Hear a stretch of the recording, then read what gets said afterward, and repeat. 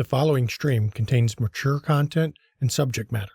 Viewer discretion is advised.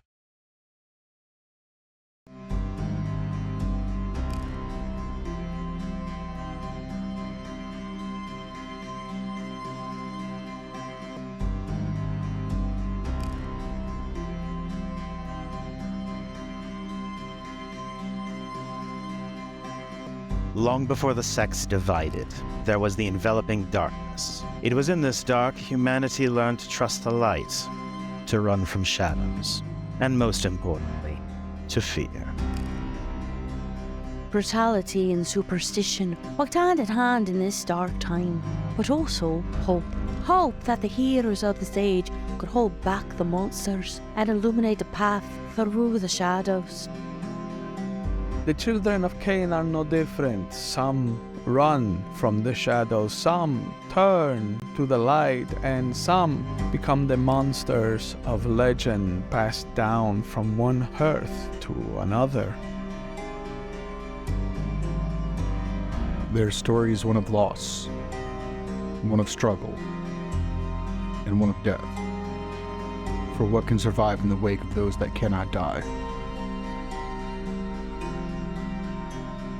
This is what it means to be a myth made flesh. This is what it means to be a vampire in the Dark Ages.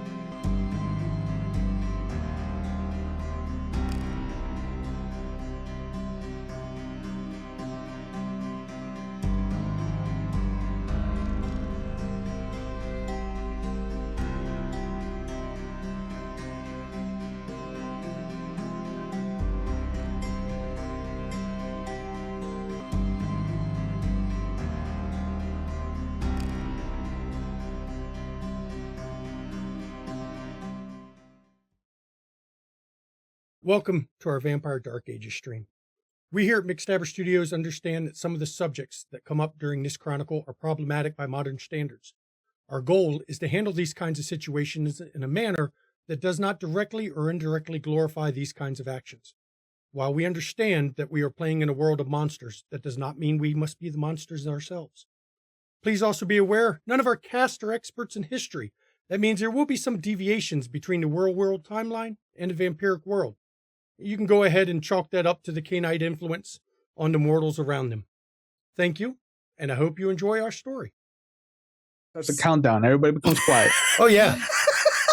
I start counting down, and people are like, oh, shit, what am I doing? Oh, fuck, we might go live. Oh, shit, we are live. Shit. We have to be careful, you know. Look at us.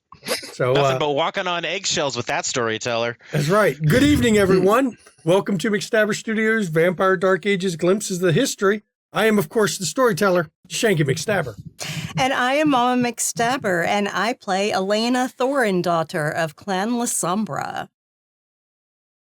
I am Zachary Naldright, he, him, and I play Brother Miguel Tanner of the clan of the Outsiders, the Gangrel. I'm Judy Varnish. I play Peregrine McSullivan, who's an Assamite, pretending to be a Toreador. Hi, I'm Maddox. I play Snatcher of Clan Nosferatu. Hi, everybody. I am the Red Archon, and I got to play Agustin Diego de Cartagena Cardenal de la Cruz, also of Clan La Sombra this season, and I am an absolute scamp. And thank you, everyone, for coming out to our live Q&A. This is the chance for you, the viewer, to ask us any questions you want about, this season, about the characters, about the storyteller, about what happened, all that kind of good shit. And as you can tell, no outfits, no costumes. This is not the characters tonight. This is the players. And This is as festive as I get, y'all. yeah. And tonight, Mama McStabber will be the moderator, but I do ask everybody, please, if you're watching this on Twitch, highlight your messages by hitting, I still say it's a bowling ball in the bottom left It's your corner. channel points. Use your channel points. Highlight your message. If you are not accruing channel points, then you are not following us. So make sure you follow, and you will start accruing channel points as you watch us, and you can use 100 of them to highlight your message. And if you're watching on YouTube, that's fine. You got any questions there? Put them in the YouTube chat. I will relay them over to Mama McStabber so that Mama can moderate and ask the questions so we can give the answers, all that good stuff. Absolutely, absolutely. So now, We are live. So before we get started, I do want to summarize this season. This season overall, we focused it on how they run their city. It wasn't the overall story thread of Gehenna. It wasn't the overall Transylvanian Chronicles. This was specifically to show a little slice of what they do when they're not caught in world-ending prophecies. So they had some ups and downs, and I'm sure questions will be asked about that before we move on to the next season, where once again we will return to the Gehenna Chronicle or Gehenna prophecies and do some other stuff like that. So now I turn it over to my lovely wife.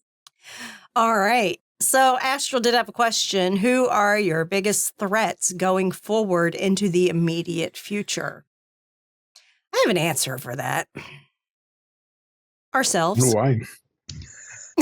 That was my answer. I Themselves. was going to say Shanky. No, Basilio is on top of Shanky right now. Are you sure? Is he really dragging it out? Is he topping? Which one of the two? I don't know. You tell me who's topping. Well, it all Basilia's depends. easy. It's us who are the threats to each other more than anything. Yeah. Let's jump on the fire. Yeah.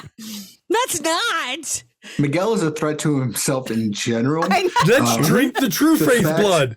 The fact that he has not experienced signs of true faith is going to make him more of a threat to himself. Yeah. That side of the table, completely dangerous. Completely fucking dangerous. This little trifecta down here, done nothing wrong. We were smart. No, I'm sorry, Snatcher ghouled a fucking kinfolk. Yeah, that's fair. Yeah, but that got No. solved. Yeah, it did. Solved. Fuck you. That problem solved itself. See what I'm saying? Yeah. We are Now the biggest Snatcher's all threats. possessive of his ghouls because he lost one. Yeah, it solved itself. Don't worry, you're fine. It's all good. Why are you saying it's fine, but it's not fine, but it's still fine? We still don't believe you. It's never fine. It's never, no, at a Shanky table, it's never fine. Everything is always fine in a Shanky game. Sir, I The did not world drink is that on- Kool-Aid. The world is on fire in a Shanky game. So, no, it's never fine. It's all good. Don't worry. There's not enough La Sombras to throw at the fire. You can't sell me that Kool-Aid. I've been here before. Wait a minute. It's all fun and games till someone loses a ghoul or someone decides since their ghoul got dominated just to eat them.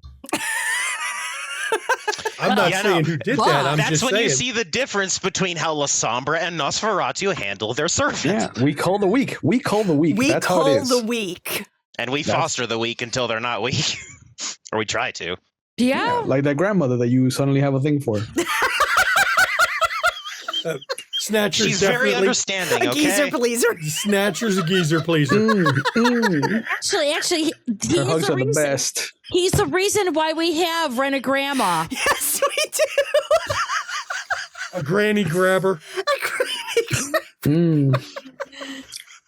He's not in it for just the cookies. Look, we all know that the physical love is not on Snatcher's mind anymore. He's literally covered in scales. He doesn't. Oh, that's so funny. She's a rip for her pleasure, man.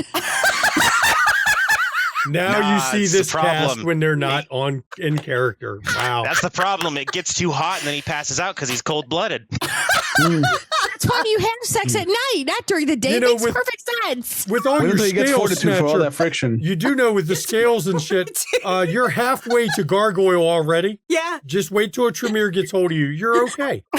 Yeah, Tremere gets hold of me and then I'll show him how to fucking Diablerize a motherfucker. Wait, are you going to diabolize him while you're fucking him?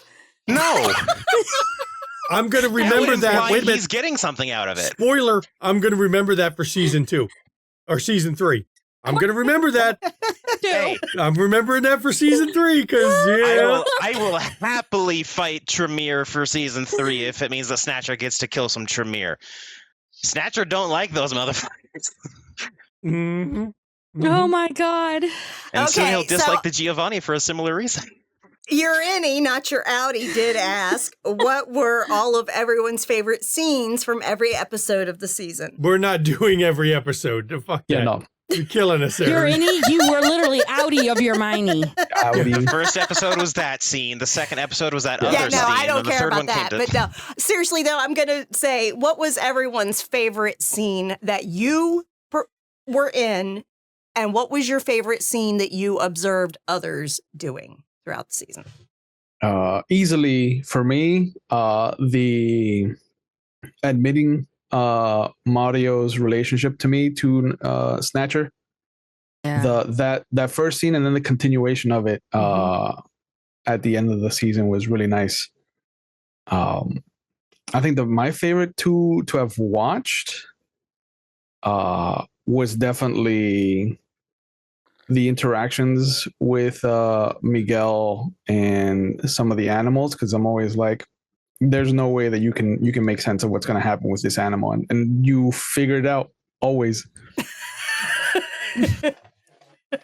Miguel and Longwing are definitely a buddy cop movie we Super didn't know we besties. needed. I know, right?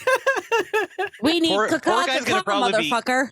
If that motherfucker's still around when season 3 picks up, that's an old ass bird. No, he No won't make it to shit. season 3. It'll be a descendant. It'll be a descendant because you will have a descendant to Longwing going forward. Trust me, that character's as a family line is not going anywhere. He'll be slightly longer wing. A slightly longer wing. He goes by Junior. Junior. Yeah. Look at my long wing. Long wing, long feather, big beak. Mm. He didn't give I bet- himself that name. The ladies did. Yeah, they did. This guy gives good beak. Beady Eye, that's their unmentionable cousin. Beady Eye. See, all he's doing is just generating more Korax NPCs for later. Yeah, he is. Yep. Yep. I will say my favorite scene to be in, honestly, it's got to be after Snatcher went on a frenzied rat killing spree. It was that cool down of him just sitting next to his ghoul's corpse like, I did this. This is my fault that she is dead right now. And even though people were comforting him, he's still like, yeah, you're right, but you're also still wrong. So having to constantly deal with that guilt, and then now he's going to be way overprotective of his ghouls because of it, leads to interesting and very typical vampire character development. And I gotta say, as much as I participated in it, God, I loved when we took out that fucking priest. It's like, oh, this is so good. This is so good. It was only, I will say, Junie, it is a small shame that the Lasombra clan weakness somehow transferred over to an Assamite that episode. And then you I had to- know. Tell me about it. I have such sympathy for that, but it was still an excellent scene to watch. It was. I watched it all on my phone. Like, I wish I was there. Hashtag teardrop. Almost. I will lean into that the best scene I saw was when you guys were taking down the priest, because I'm like, that motherfucker, if I could be there, I'd be doing it. I'm just yelling, I'm shouting at the phone, and I'm yelling and shouting at Comcast. I said, do you realize what I'm missing right now? I can kill a priest. It was so cathartic. Oh my God. It is so relieving when something that is your antithesis dies in front of you. It's like, oh, that's Thank so goodness. good. It's So so I will good. say, I will ping on to Ravenos's. We're watching Zach do the whole caca thing with Longwing, and I see in future seasons, I want to say it's like season 49, when he actually meets Alfred Hitchcock and says, "Boy, I got an idea for a movie for you. Welcome the birds." Yes, I'm calling it now. I just love that I can like rats but hate ratkin. That's fair. I'm going to let Just wanna everybody burn else them give all. their answer before I do mine. Yep, I'll No. go last for the cast. I'd say my favorite one to watch. I did really enjoy the training scene between Gwen and our. I'm not even going to try to pronounce his name because I'm going to get it wrong. Just call him the scamp. We'll call him the scamp. We'll go with Augustine because I'm not going to say the whole thing. But yeah, I did like the trading scene to kind of see that interaction. And it was a nice touch with Snatcher getting bopped as part of it. I messaged Shanky privately and said, "Hey, can I be watching them obfuscate?" He's like, "Sure." And then, actually, it's funnier if I get hit. Smack. Just immediately. So good. Had a lot of fun with that. And while I absolutely hated being in the scene at that time, the conversation or the confrontation with Basilio's son, their child, was very much a good kind of learning point where, hey, you can't fuck everything up. You can't just kill everything. And quite frankly, at least for Miguel, that's how he's dealt with his problems for the most part. That we're running. Mm-hmm. Yeah, it's really hard to internalize the "we have eternity" mentality that Cainites have, because we as people want to have shit done efficiently and quickly. Gosh.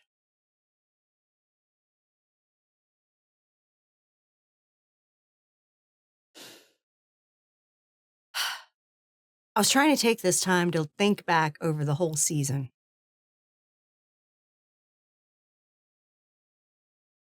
I think my favorite scene I played in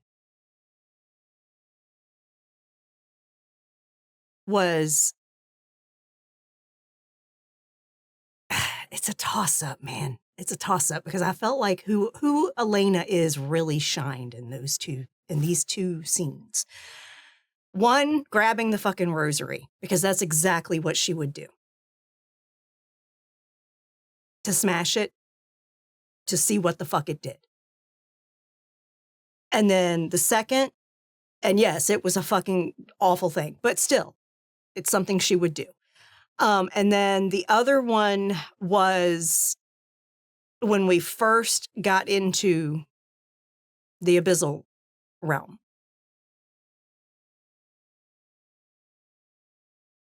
She saw her companions were confused, scared, didn't know what the fuck to do. So she trudged forward and said, "Follow me." And she took lead, she took point, and she was going to be the first thing that anything fucking hit. Because that is who she is. She might be a child of darkness, but she is the light in the darkness. In matters of darkness, trust the La Sombra. Exactly. And she was going to make sure everybody got through safe, if she could. As far as ones that I saw, that I was just able to just sit back and just relish and watch.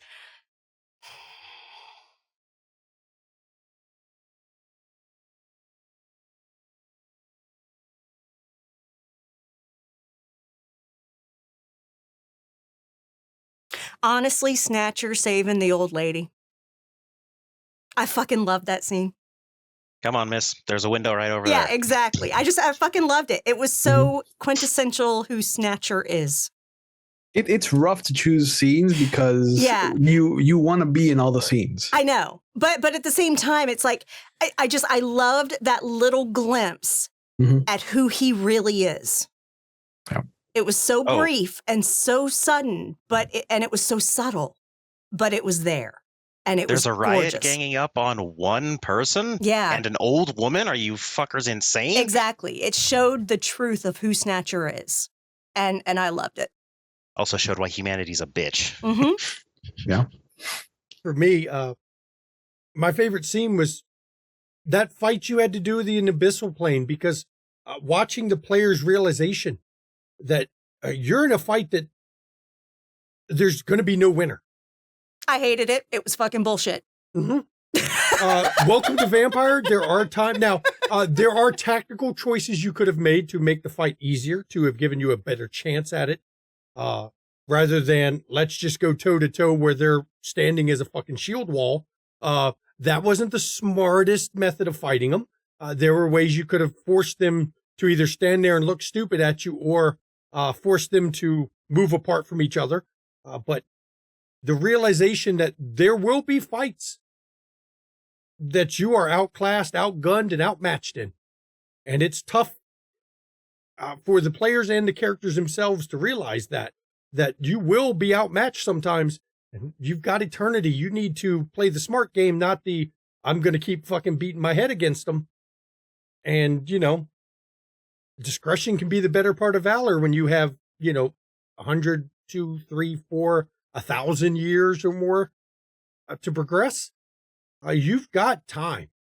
Time is the one thing you have in abundance. Use it. I went for. I was just going to say, it did certainly throw me off when I flew through his legs. And I was expecting the creature to turn around. And that was kind of what it was trying to go for. And I was like, I guess I'll attack this guy then, because that didn't do what I wanted. Their purpose was to keep the rest of the group from getting close. One wasn't really going to be a threat one-on-one, but they weren't going to let others break through. It was humbling to think, I've got 3 potents, I can do what I want, and it's just like, no, you can't. And that was, one of the things we've talked about during auditions, and Verlin and I have made it a point to point out during auditions for our vampire shows, is sometimes you've got to know when not to fight or when to stop a fight. And it was just hard playing the character I'm playing, not to fight. And Zoom was full of that's bullshit. It is. It was total bullshit. So you're aware of how bad that fight could have gone. Yeah. I was rolling 9 dice at a time against them. Because they had strength 5 and dex 5, melee 4 with their swords. They're wearing armor that does protect them. They have 4 stamina each. They have 3 fortitude each. They were outmatched. Now they could have, one trick they could have done is, rather than attacking them directly, started attacking the altar. That would have forced them to move forward to deal with the group. Whereas you could use the altar to split them up and to gang up on them and not allow them to be, a solid wall. They would have had to move from defending the La Sombra, which would have given you even more of an opening. That's one method. They could have stood back and hurled things at them. But they went head to head with them. And yeah, that was, they still might have won. They almost killed one of them. And as soon as one of them was down, would make it easier to gang up on the rest, but you would have lost Snatcher. But they could have also switched to Augustine and Peregrine using only full defense moves, full parries, so that Snatcher could get out of the fight and heal. He could have fallen back and used a round or 2 to heal, while Augustine and Peregrine only did full defense. And you could have cycled, because they couldn't heal, but the rest of them, y'all could have cycled people out the whole time. And I will say, one of the hardest things to remember during combat, because I do it myself, I constantly forget the fact that you can heal. In the moment, it's tough to remember. I could be healing while I'm doing shit. Now, if you're doing it while in combat, in this edition, there's a roll you have to make to do it at the same time. But it's hard to remember, wait, I can heal? Fuck, I need to heal constantly to outlast everybody. It's tough. But they couldn't heal. They had no way to heal. Matter of fact, one of them died after the fight due to the wounds he sustained. That's why he disappeared, because he was too wounded. All of his smoke you let the smoke out of him. Well, hey, at least we got one of them. Yep. See, Pete, we were asked earlier, what do you think is your biggest danger? And honestly, for Snatcher, it's combat. I went from taking no damage since season 1 to full of lethal, and then starting to stack aggravated. That was horrible. And you forgot the surge stamina. Yeah. Yep. I will say, Horrible. This combat, really, the combat we did in the first season was nothing like this. That was huge. This combat showed you how deadly the fast combat rules are. Your damage you're inflicting is equal to the margin of your success during the attack, plus the damage rating of the weapon. That's your damage done. You can subtract your full fortitude, your full stamina out of it, but you're talking, it's not I've got to roll 9 dice now and 6 or higher to do damage. No, that whole roll's gone, which means combat is fast, but brutal as fuck. It's not a secret. Mama hates combat. Had we used the actual rules for it, the whole episode would have been one combat. It would have taken us 4 hours to do the full So rules. it's really interesting that in Kansas City, I'm playing a fucking bruiser. But you know. So, You yeah, just like Ways the to be a wham. bruiser without combat. You Yeah. just like the wham bam. Thank you, ma'am. Yeah, I do. that was one of my favorite ones. Another one of my favorite scenes was the look on everybody's face when they realized that the fire that was constricting on them during the Inquisitor fight The fucking, wasn't real. yeah. That one, that was some bullshit. It was a trick of light and shadow. He did. There, This is there, this is why mages are bullshit. yeah, 'cause half mages the are time bullshit. It is real Okay, fire. I played them. They are bullshit. Judy recreates what she did. What? What the fuck are you? What? Oh my god, son of a bitch! You fucking yes. Uh-huh. That was Because, swearing. well, he has a limit as to how many things he can do at once. I'm not Right. going to let him do like 8 effects all at the same time. He has to pick and choose. So, yes, he had a predetermined, you almost might call it a ward, a trap set, for if a mortal tried to cross a certain line, it would fuck with their mind. But he couldn't do that. You know, that he set up in advance. He didn't have time to set up a lot in advance. So he did that, and he didn't get to do anything more than an illusion. And But what the man illusion of God? worked. And I What gave man hints. of God? Oh, I gave sorry. hints about the illusion. The wind never affected the flames. Yeah. I couldn't figure that out. That meant he didn't have the mental bandwidth because he was busy doing other things to make the fire react to the flames or to the wind. So it was just static. He couldn't do it. Astral asks, what are the greatest opportunities each of your characters see going forward? I will take that first because I know this answer right off the top of my head.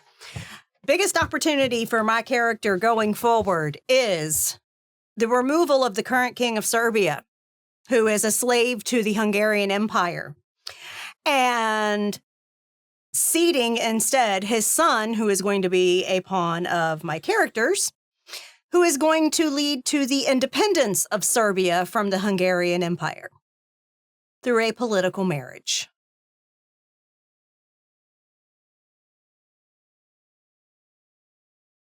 Elena is going to be the one pulling strings to make sure that she has her own place.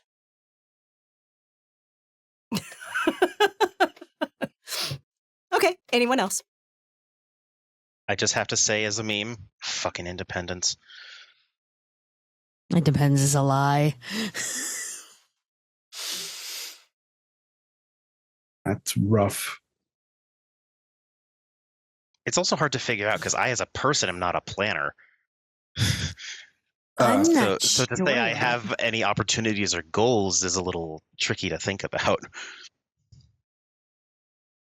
The continued presence at Cupola's Night by Miguel is very much going to have a factor in what I see of him going forward, and where about 400 or 500 years from now, how he's going to make a decision when it comes to what his role is in any sect that he might join. Cupola's Night's interesting overall. For those that don't really know the Dark Ages, Cupola, he's listed as a demon, but he's not what I would call a demon in the sense of Demon the Fallen or that kind of rule set. He's a corrupted spirit of the land that has become a monster. The reason you have the blood and the death that always goes on in Transylvania is him. He has influenced in every way he can to cause excess violence, bloodshed. And once a year, the Zemizis gather for what's called Cupola's Night, where he is the strongest and he's closest to breaking free of his bonds, you could say. And they go forth and through a ritual weaken the shroud between where Cupola is and the rest of the world so that they can wholeheartedly slaughter his servants and those that act through him to curb his power for another year. But at the same time, you're talking bloodshed and death and murder. So you're feeding him at the same time as you are weakening him. And it's a vicious cycle that goes year and year. Miguel being part of that, first of all, puts Miguel being invited and showing up every year, puts him in the inner circle of the Zemizzi in a lot of ways, because Normally, first of all, it's only Tzimisce. It's an honor to be invited beforehand, and repeatedly showing up shows the Tzimisces that he actually, Miguel and this group respects what it means to be in Transylvania, what it means to hold land and be a lord of the land in Transylvania, the obligation you have to the land itself, which is the obligation of you have a commitment to help keep Cupola from destroying everything every year. And Kindred don't move a lot. That's people like Micah Vikos who travel around, city to city, and people like even Radu who leave city. That's not normal for a lot of Kindred of this era. Lucida is a big rarity, going all over the world. So the fact that once a year you make this travel, which is not a quick travel, you're going through the Carpathian Mountains, and you're going there every year shows a commitment to the land and to the Nez and the Voivode itself, which is the Voivode is what they call the whole group of the Tzimisce rulers of the land. Your choices in doing that, I wonder how much it'll change you. Seeing, every year everyone puts their best in, but it only holds it off another year. It never ends. It's at least not until much later in history where Kupler's finally contained fully. Well, mostly.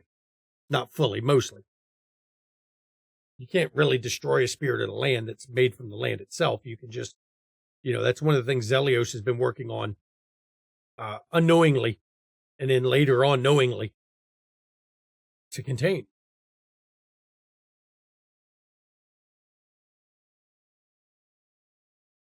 I think I'm hunting demons. Yeah, I'm gonna have to start taking a page out of Miguel's book and start dealing with the Tzimisce, because I need to unseat Basilio by any means necessary.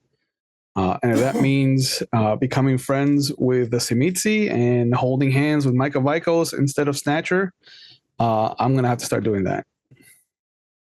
You've got the inroads. Oh yeah. You've got Prince Radu, one of the original Council of Ashes. We also have what's her name? Yeah, but the real power is not in her. The real power would be Micah. She has connections. Right, Micah. Yeah. Radu. Radu is a Tzimisce who sat on the Council of Ashes that were put in place by the Hungarian Ventru, and his own clan did not disown him. They liked the fact that he was on it because he was the inside man. Also, Elena has a Tzimisce mentor by proxy in the one that was her domator for a time. Yeah. And she's a prince in Hungary. So. And the Tzimisce respect us a bit more because we took out a Nez. Even though it was another Tzimisce, they were still like, oh, that dumb motherfucker actually failed. Okay. Yeah. You held on to what was yours because... We held on to what was ours. In Transylvania... By a higher status. Yeah. Nez. Transylvania's rulership is by, can you hold what you claim? There's a lot of respect given to, if you only own it if you can defend it. Mm-hmm. If you can take it and hold it. Yep. Mm-hmm. And then we locked him in a cellar. And then what happened to most of the Council of Ashes? At this point in history, half the council is gone. Yeah. Why? Because Hungarian Ventru put them in charge of cities. They couldn't hold them. They couldn't hold them. They lost their cities one at a time. Mm-hmm. So that tells you, just because you're lord of the city, could you hold it? No? Then you weren't lord of shit. Right. But no, there are definitely avenues that we can pursue in the upcoming season to get more connection into Tzimisce. Oh, yes. Yeah. Oh, yeah. Mm-hmm. Because we haven't even had a scene with Elena and her former domator. Nope. But over the course of in between season 1 and season 2, Elena went to study Koldunic sorcery under her. You haven't met with Radu lately. Mm-mm. Thank God. Well, you may not like him, but he's powerful. He's important to have in your pocket. You better to have him as an ally than an enemy. Mm-hmm. You do not want him as an enemy, at least not in this era. He's more connected than Vikos. Yes. Yeah. In this era, you do not want him as an enemy. And historically, Radu does survive through the ages because he becomes, if I'm remembering right, one of the bishops in New York at one point. I think so. Yeah, he's one of the founding members of the Sabbat, if I recall. Yeah, he survives the ages, and that tells you He survives the Anarch Revolt. He survives the formation of the Camarilla. He survives all the shit that goes on in Transylvania. He lives through it all. He is not somebody to have as an enemy. Mm-hmm. Yep. Yeah. I will build that bridge then. And you don't have to like him. You'd be stupid to trust him. Yep. And like him, what does liking have to do with anything? And this is Vampire. You don't like half the people you got to deal with. I like that idea, though, because I can see some ideas for Elena next season dealing with her former Domitor, too. Well, next season's got a specific storyline that we're going to be... Or the season after. Yeah. Or whenever It'll be between seasons and the season after whenever this. we get to it. Yeah. Basically, yeah, I can see some storyline with her working with her contact in Hungary to unseat Basilio. For sure. And I'm not... just because history has a certain plan for a lot of these characters does not mean these players aren't going to change that plan. Basilio, if I recall correctly, survives quite a while. That may not be the truth in this chronicle. I mean, Elena's already sent his child after him. Yeah. There is no plot armor. Take a nap, sleep off that bond, and then go get him. There is no plot armor for anybody. But, going after somebody like Radu, that'd be a bit dangerous. Even Micah's not a safe person to target. Generally, going after connected Tzimisce is not on the table because they are connected. And as I said in season 1, that the way the dragons operate is they will fight amongst each other. They will thin their own herd as it is. But when one is attacked, they all join up together. Especially it's if they have enough sibling favors. mentality. Mm-hmm. And somebody like Micah Vikos collects favors. Radu collects favors. They will call in every favor they have. Yeah, I'm not about to start a war with Snatcher's best friend. Like Micah Vikos can hang out in wherever part of Europe he's in right now. And eventually at the the Convention of Thorns, when he chops his member off and throws it on the table, we'll just make sure we send him carts of preserved members every now and then just to remind him. Don't worry, Snatcher, he doesn't know why he has one, but Snatcher has an expertly crafted iron lockbox. He doesn't know what's going to go in it yet. When the invention of Polaroids happens and Sasha starts receiving Polaroids of a strange penis that reminds her of a long time ago, we know why. We know why. No, look at this painting. Every time it makes me laugh. The first dick pic is all Sasha's dick. I think this group still has a grudge with Mitru, the hunter. Oh, yeah. Fuck that guy, too. Fuck that guy, too. Is he alive? Oh, yes. He's been alive. fighting with Radu because it was Radu's people that fucking took out his city. There sure was. Hey, Radu. We didn't even have to lift a fucking finger. We weren't there for that. Yeah, we weren't there. Radu, you want a can't blame favor? us. I'll kill him. No problem. No worries. Yeah, that's the Not thing. free of charge. Mitru had his own gangrel, or Ragu had his own Ragu. Now you got me doing it. Radu has his own Yes. gangrel that was Ragu. not Mitru the hunter. Yeah. So, yeah. I think I've had some time to figure it out, the answer to this question. In terms of goals, especially in the Dark Ages, I wanted to sort of lean on stereotype a bit for Snatcher. So he is, in a lot of ways, a very typical Nosferatu. And one of the things that hasn't been typical about him is that he is alone. Yeah. There's no other Nosferatu around. And that's so atypical that I probably think I'm going to try and fix that. So he's probably just going to start building up a brood. And he'll invite other Nosferatu. It's like, hey, we have a good thing in this fucking city. Come on. Like, he wants to contact the Nosferatu ruler who's out a little ways. Be like, hey, let's start fostering relationships with you. Like, I'm not used to being absent my entire clan. So let's build up the numbers a bit, shore things up. It's tough in the Dark Ages due to city sizes And to build up a lot and distances. There's a definite limit on how many kindred can be sustained even in your city, which is why you don't see many in the city because. But it will grow over. But it will grow over time, and if your city gets bigger and things will move attract forward, more. You'll be able to have more and more people in your city if you retain the leadership of the city. I will say it's not guaranteed. There is a chance you'll lose your city at some point in history, or you'll decide I'm done and I'm not going to rule shit. Mm-hmm. Because you're playing on the politics level of a prince running a city, and there may come a point in time where you're like, it's not worth the hassle with the I'm done with change it. with the done it change of or right, want to do with- something else. with the change of how kindred society is, you may decide it's not worth the effort to run a city. I'd rather run around outside the cities or do my own thing and not be chained to my city. So there's a lot of history to go to, which is going to be great. What's Gwen got planned for the opportunities in the future? Oh, besides survive? Yeah, exactly. I think eventually I'm going to be learning thaumaturgy because the Tremere are not the only ones who know that shit. Fuck them. I'm also still looking at changing the people's minds about women working, education, things like that. Why not? If I could turn around and dip my toe into history and fuck that up a little bit more so women have more equal rights, why the fuck not? I mean, maybe stop, the witch hunting that happened in the 14th century. Maybe stop Salem witch trial happening. You'll be able to run your city at least that way. At least that way. I know. At least have the opening ideas. Mm-hmm. Maybe eventually I get enough dominate that I can meet the Pope and say, no, bitch, you're not doing it this way, you're doing it this way. Fuck you. Pope is very dangerous to go near. I mean, I'm not saying I'm doing that now. It's on the list.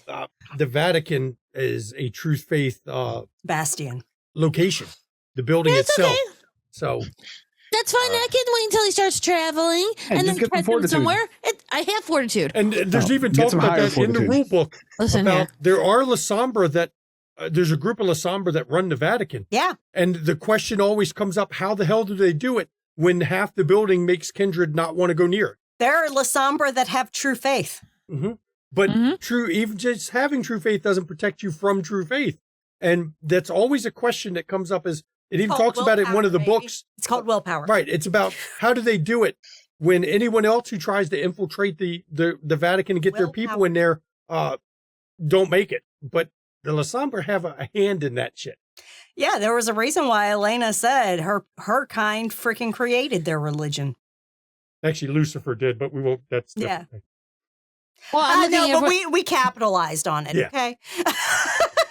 Fuck that guy too. Fuck that guy looking at too. when he actually decides to travel and he goes because the Pope does travel at some point. Well, he can't be safe all the time with true faith. No, they get assassinated too. Oh, I know. Yeah. Yep. I know. And she knows how to write papal bulls. Yep. So Yep. So all right. Well, Darth Stink says, will there be a significant time jump between season 2 and 3? 64 years. The next season will start in the year 1314, That is which is right after the Templars were disbanded. Yep. So 1314. And next season, they're going to will not be focused on their city. Mm-mm. They're going to be doing other things. They've got the Transylvanian Chronicles and the Gehenna Prophecy to be a part of. We'll say that. Mm-hmm. Somebody's going to end up in trouble. That's all I'm going to say. Yeah, there's we're moving forward with that. Now, so people are aware, Zach Rules will not be with us next season. He's got to take care of some private life Personal things. stuff. But it works out because he's going to be left running the city while everybody else is gone. So we don't have to have them explaining why their city's unmanaged. Sherazina, because Elena is going to embrace her If she survives. if she survives. A black sheriff? Yeah. Miguel is going to be spending all of his maturation points on things that can be run the city because he doesn't have those skills. Yep. Well, you'll have to rely on Sherazina quite a bit if she's alive still, if she's And if survives it- embrace. and if it helps. Once her child is grown, that's when Elena is going to embrace her. Yep. Mm-hmm. And if it helps, we all have faith that Miguel will do fine. Mm-hmm. I mean, that's Yeah, the thing is, she would leave Sherazina to assist. Elena's been training Sherazina to be a ruler. So Mhm. that would give you the other half of what Miguel doesn't have. Right. So I just am tickled by a revenant being embraced. La La Sombra. Sombra. That's Gee, so funny, it happened to Elena. It's almost like Funny how things will work out. It's almost like Canaanites love repeating shit. History repeats. Yeah. Oh, look at that. It's poetic, like George Lucas said. All right. Your Annie, not your Outie, says, what season will Tremere himself appear to say hello to Snatcher? Season 3. Yeah, next season. I'm not looking forward to They it. will He's not going meet. to be saying hello. Yep, they will meet Tremere himself. Matter of fact, next season, they will meet Goratrix. They will meet Tremere. Yeah. The whole gang. Two big ones The whole gang. of history. Yuck. They Who's will, the third guy? Oh, God, I Bitch forget tits. don't worry, you're going to meet a lot of the big names in House Tremere, a lot of the names from history. I Because just there's want always to kill three. them. It's always like I just wanna Tremere, kill them. Goratrix. We will We not be can't. strong enough. We can't, but I just want to kill them. Idris. Yeah, no. Don't poke a bear That if it guy. can shoot Yeah, lasers. Beatrice? Yeah.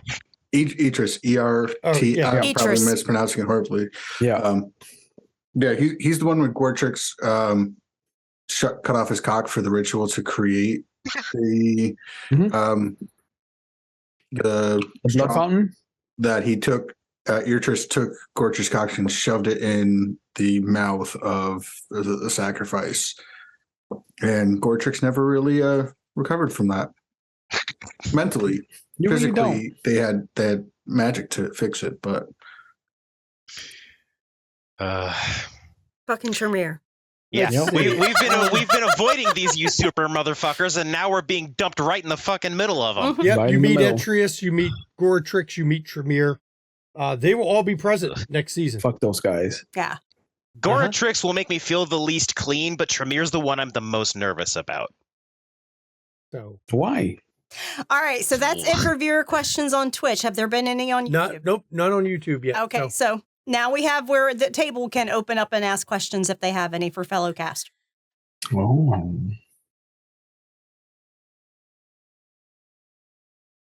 I always like to ask, what is one NPC that somebody dealt with that you didn't get a chance to deal with? That fucking Bruja. Same.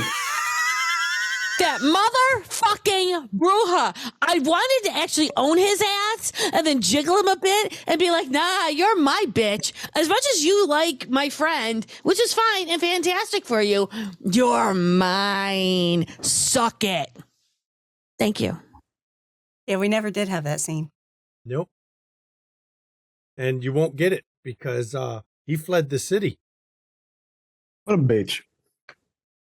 Why'd he flee the city? And that's Yeah. my reasons not to reveal yet. Because Bruja are cowards. Oh, Yeah. granted, but you Yeah. know, that's a given. Because if anybody in the city knew where that shimmy was that we buried alive, essentially, Mm. it was him. Yeah. And once he was buried alive, he probably figured his days were numbered. But that's a Still very bitch. astute observation. Mm-hmm. He knew more than he was telling you for sure when Oh, he of met course. with Elena. So, Of course he did. yep. He He was hated Elena. playing both sides. Mm-hmm. Trying to. Mm. Oh, we didn't Watch- say he was successful, but still. Yeah, he was Yeah, trying look, to play folks. both sides to see which way he could win. See, politics and Bruja don't mix. Mm-mm. No, he wasn't very good at it. Oh. But yeah, that's fine. Mhm. Well, not. So Miguel had the interaction with him, but I would have loved to have had a chance to bring Snatcher to his Giovanni friend and to see the reaction to, the hands walking around and fetching items for him and things of that nature, to see if there was any. Miguel is actually really interested in seeing if those animated corpse pieces have a soul. That raises interesting points when you think about the Wraith setting and in animated bodies outside of Wraith, and whether it has a soul. Are they trapped? Is that a fetter to the person it was part of? Well, what happens if And- they didn't become a Wraith?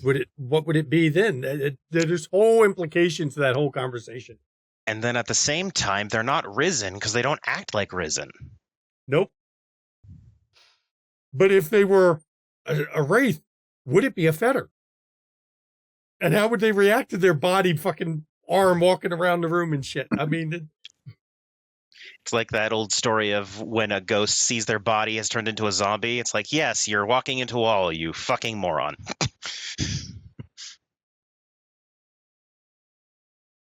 Honestly, Snatcher would have been into it too. He's like, yeah, that's actually kind of interesting. I didn't know you could animate corpses. So are they just the corpses or are they something else? I'm surprised Junie didn't say she didn't get a chance to deal with the Ratkin after the fucking the betrayal and fucking up her Shadow Lord allies. Don't worry. I have plans for that. This was never revealed to the cast or the on stream. That Ratkin ambush wiped out all the kinfolk in the area because they were ready for it, and half the Shadow Lords. Half the Shadow Lords in the area died. Mostly they're older and younger and unseasoned warriors because all the seasoned warriors came to the city. Way. Shadow Lord's problem is the same problem they have in every era. Arrogance. They felt they could bring their best warriors to the city and there'd be no consequence of that. And the Ratkin, being what Ratkin are and how they think, they sacrificed one and they breed like rats, literally, to destroy half of the Shadow Lords in the area and all their kinfolk. See, we just learned the thing that vampires shouldn't interact with any changers. That's what we've learned from this season. Because it never goes well. I don't think anyone in this group will ever forgive the Ratkin. Even if Ratkins that weren't part of it. They are kill on sight. Yeah, no. Ratkins are now illegal in our city. Mm-hmm. They are kill on sight. Good luck keeping them out. They are kill on sight.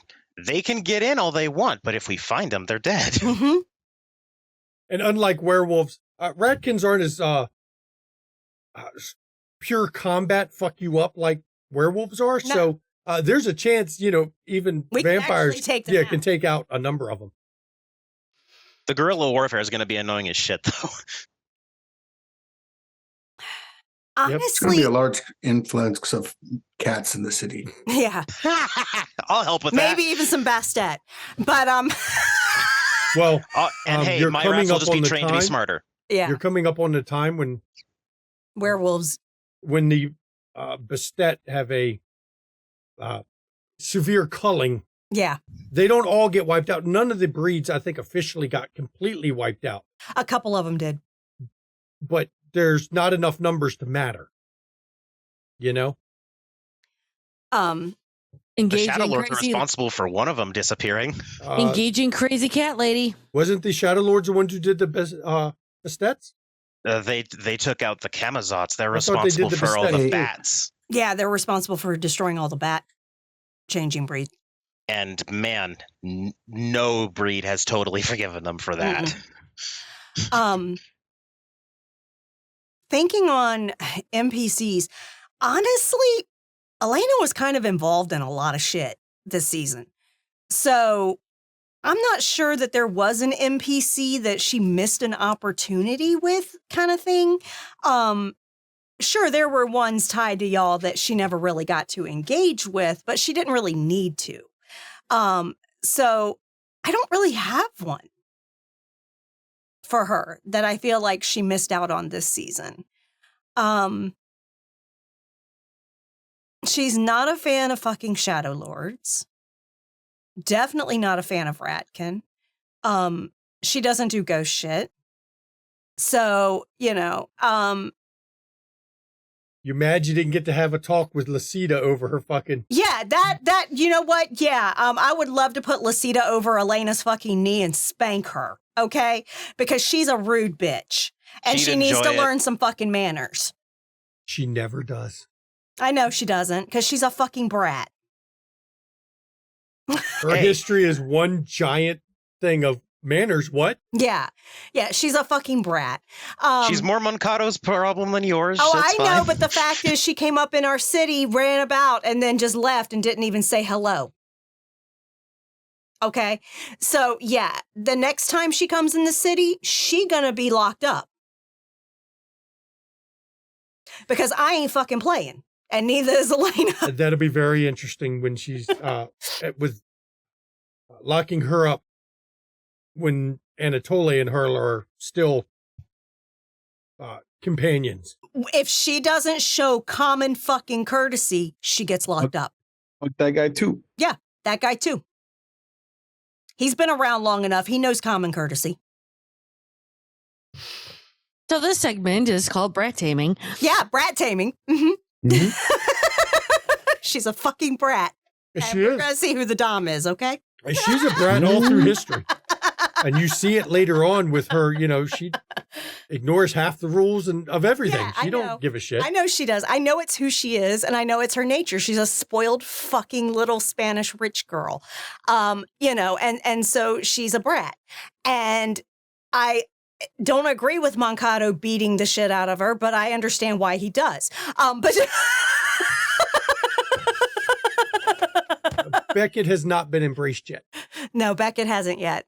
That's not until the 1500s, I think. 16. He was born late 1600s. Oh, okay. So 16, I like the 17 years. duality of that mentality, which is like, this is bad. Do it to her again. Yeah, exactly. Because obviously it isn't working. So, What's not working? Moncado beating the shit out of Lucida every chance he gets because she's a brat. Seems like he keeps missing. I know, right? He keeps missing the point. It's just reinforcing her behavior. It's reinforcing her behavior. It's getting her attention. Well, no, and it's also, she's got that stubborn, independent, that stubborn, I'll do what I want streak to where every time he does it, it just tells her, you're not going to break me. Right. I'm going to do it anyway. You think this will break me? Yeah. So what he's doing is not working. No. So Elena is going to try the I'm highly disappointed in you. I expect better. Can Gwen follow up with, I'm going to stake you, we'll put you on the wall, and you can then listen to all of these things that Alina and Augustine have to teach you, and you can't do fuck all because I said so. No, I don't want to be in the room when that happens. No, he doesn't want to be involved in the sister fight. That's Okay. a private lesson. He'll just start zoning out. You know it. Just remember, dementation in this edition is not fucking pleasant. No, it's not. And Anatole's not one to piss off. Not trying to piss him off. Consequences for actions. Yeah, they need to have some too. Oh, they have some too. He needs to see Yep. his way out. No, there is no separating the two at this point in history. Yeah, no, that Yes, feels like there it's just is. gonna. That feels like Called it's a just gonna blade. be a way for Malkavian to like tear a bloody path through our city, and we don't need that. We shall see how it plays out. Yeah, Because if Shanky brings her back in, acting like she acted, she's going to be brought back in. She's a then central it's part going of to be a Gehenna. fucking problem. Anatole is a central figure I don't in fucking the care. in the Gehenna prophecies. He's the one spreading half the shit that was known about him at the I have a time. little bit of Lucida in me, for real, y'all. And just so you know, that whole shit in the first season with the disc and the translations, it's coming up again in later seasons. Don't worry. Okay, well, Callie, did everyone answer? I think everyone answered about the NPCs. Because you even said, Snatcher, that it would have been cool to talk to the Giovanni dude. Mm-hmm. Yeah. Okay. Callie Salvo says, is that one dude buried alive going to still be there when they get back to the city 2 seasons from now? Dude is so going to be a fucking torpid piece of a lump. Okay. I thought one of us ate him. Oh, we might. No, I thought the plan was once he was Torpid. torpid to eat him. Yeah. Because of torpid vampires, it's not safe to leave them torpid. No. They can still use non-blood using abilities. Oh, yeah. No, once he's torpid, which I can check on that, Elena can check on that with her ability to see what is going on in the city. Once he's torpid, we're going to destroy him. So he won't be there 2 seasons from now. No. She'll know that he's torpid when she can suddenly use her powers to actually With no see him. interference. She'll have trouble seeing him while he's still active. She'll be able to see close to him, but she'll feel that there'll be a point of a barrier where the land just won't respond to her, which will shrink as he's trapped. The point where she's just like, oh yeah, there, look, he's laying there unmoving. Yeah. Let's Also, go get him now. It's also much easier to diablerize someone who has been weakened, and what's more weak than starving them into torpor? Yeah. Yep. Exactly. Yep. Yeah, that guy's not gonna make it past Tuesday. Yeah. He won't make it the 64-year jump. No, he ain't even gonna make it a month. He's a footnote in their history. Mm-hmm. Which is hilarious because I don't. We all provided Shanky with some antagonists, we shall say, and it seemed we all somehow provided it Zamisi, and so he just said, "All right, it's the same fucking Zamisi." Yeah. Why not? Well, no, Made I it just line up said really something well. was watching Elena, and I didn't know what yet.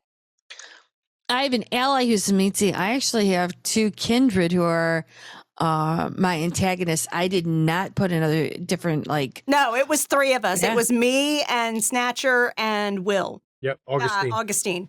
Yeah, Had things that could tie in to be one person. hmm Mm-hmm. So I said, fuck it. Let's make it one person. Mm-hmm. Yeah, that Yeah, just because means I didn't know who the antagonist was yet, is how I put it. It's just I knew something had been watching me, and I couldn't tell what it was yet.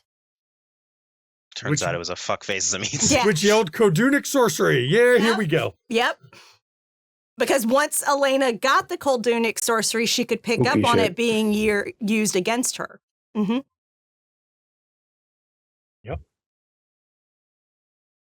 Yeah, I'm worried because I still have another antagonist that I provided our storyteller that has not shown their face at all. Not every antagonist, like Augustine has a Bastet ally that didn't come up this season. Yeah. Because not everyone will. Not everyone will. You've got to draw that out to later seasons, because in between seasons, I'm going to have them just add one more antagonist and one more friendly person to their list. And, that'll be for the jump there where we slowly expand, things going. Sometimes Elena's going to have to add two because both of hers. don't matter. No, you're going to add one more. Sometimes one of your antagonists may not make it through a history jump and they'll just disappear. Yeah. Same with your allies. Sometimes, there are events that you have no control over during these history jumps that I'm going to account for. And that's why I said Sherazina may make it. She may not. I don't know yet. We have to figure it out. I do rolls. I don't even leave it up to me because I don't want it to seem like I It am. will suck if she doesn't, because then Helena has to start all over again. Well, I do rolls for it because I don't want it to be my own personal feelings over again. that influence. I don't want it to be accused that Shanky's deliberately targeting somebody. So I use rolls. The dice determine bad shit and good shit between seasons. That way it's out of my hands. It's not influenced directly by me. I look at what their plans are for between season. I use that to give either a penalty or a bonus to various rolls I make. So even if it's not something they focused on and I put a penalty on it, it still may not turn out bad because I may roll real high and it's like, okay, well, nothing bad happened. Yeah, I like how he's like, yeah, I let the dice decide, but the dice decided that I got fucked a lot. You did got fucked the whole first time skip. You did. Yeah. Which fit because it turned out there was a Zamitzi. I took the rolls and turned it into the story. You did. You were being actively opposed. Mitzi went after the easier target. I The don't know how I one feel that about that comment. the one that was trying to get control of the military in the city that could have been a direct threat to his plans to take over. That's true. That- The I more like that direct better. target, I should say, not the Yeah. easiest. Yeah. See, Right. it's all this Machiavelli shit, and then you just get locked in a cellar. I know. Wow, Where's some your- where's- ECU were Yeah, where's your spooky shit now, motherfucker? like, oh, you can watch us. Great, you get a good view of my ass. And I Bravo. like that we didn't show them confronting this Zamitzi Yeah, no. because instead of it being a confrontation, it's there. This guy's not even on their level. They're like, this is with contemptuous ease. We're going to disarm Send our you. ghouls out Yeah. to do that. We're going to disarm you and make you no threat because you're not even worth us directly dealing with. We'll deal with you when we get around to it, motherfucker. Mm-hmm. We'll add you to the bottom of the list. Someone prioritized a Hungarian Ventru over his ass. Yeah. Like, Fuck yeah! Are you Send on the that to level the of dude Council of running Ashes. abyss mysticism? No, then we don't fuck. You're below our radar for direct confrontation. We'll deal with you later. Seriously. You So- a true faith asshole? No, No. get out of here. Get off. Get outta here. Just quit wasting our time. Greg, That you bother Inquisitor me. fight could have been much worse if I was a little more evil, Yeah. but I wasn't. All right. Any other table questions?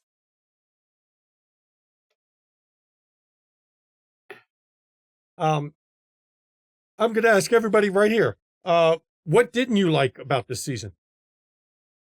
You can this is your chance to give me some constructive criticism publicly. I don't mind. What Obviously, didn't you like? not counting the fight at the end. Yeah, because we can't give you constructive criticism on that at all. That was deliberately designed that to was a be a slog. serious threat or your destruction. And I would not have hesitated to kill all 5 of you if you had pushed it too far. I got flashbacks to like some really rough nights of D&D with that combat, Shanky. God damn. Could you have won? Yes. Could you have won without losing people? Yes. Was it likely? No. Would I have killed all 5 of you in the process? Yes. Had you continued to fight you were losing? Yes, I would have killed you all. That's a Shanky game. You got to know sometimes to not fight. Sometimes you got to know to fight.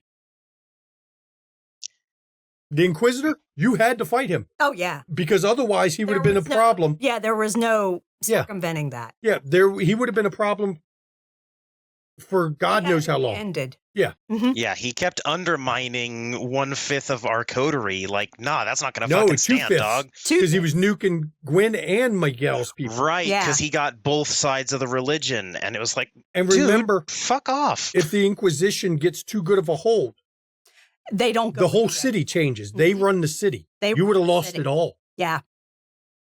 Yeah. He would have undermined everything. Yep.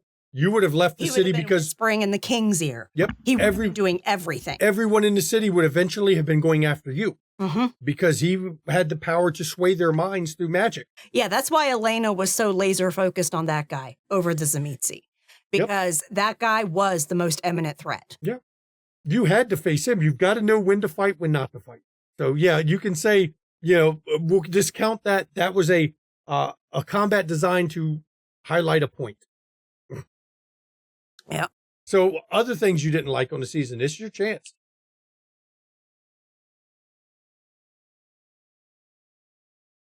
I know Zach would have loved to have done the Giovanni scene with Snatcher, and but Yeah, I mean, but that's also more of like a time thing than, I understand that it's not. There's limitations because it's tough, isn't it? Yeah, we have to do the most Yeah. impactful shit. We don't do 4-hour episodes like some streams, and it's tough sometimes. Yeah. I hate it, but I also would prefer not to do 4 hours on a weeknight. Yeah. Like,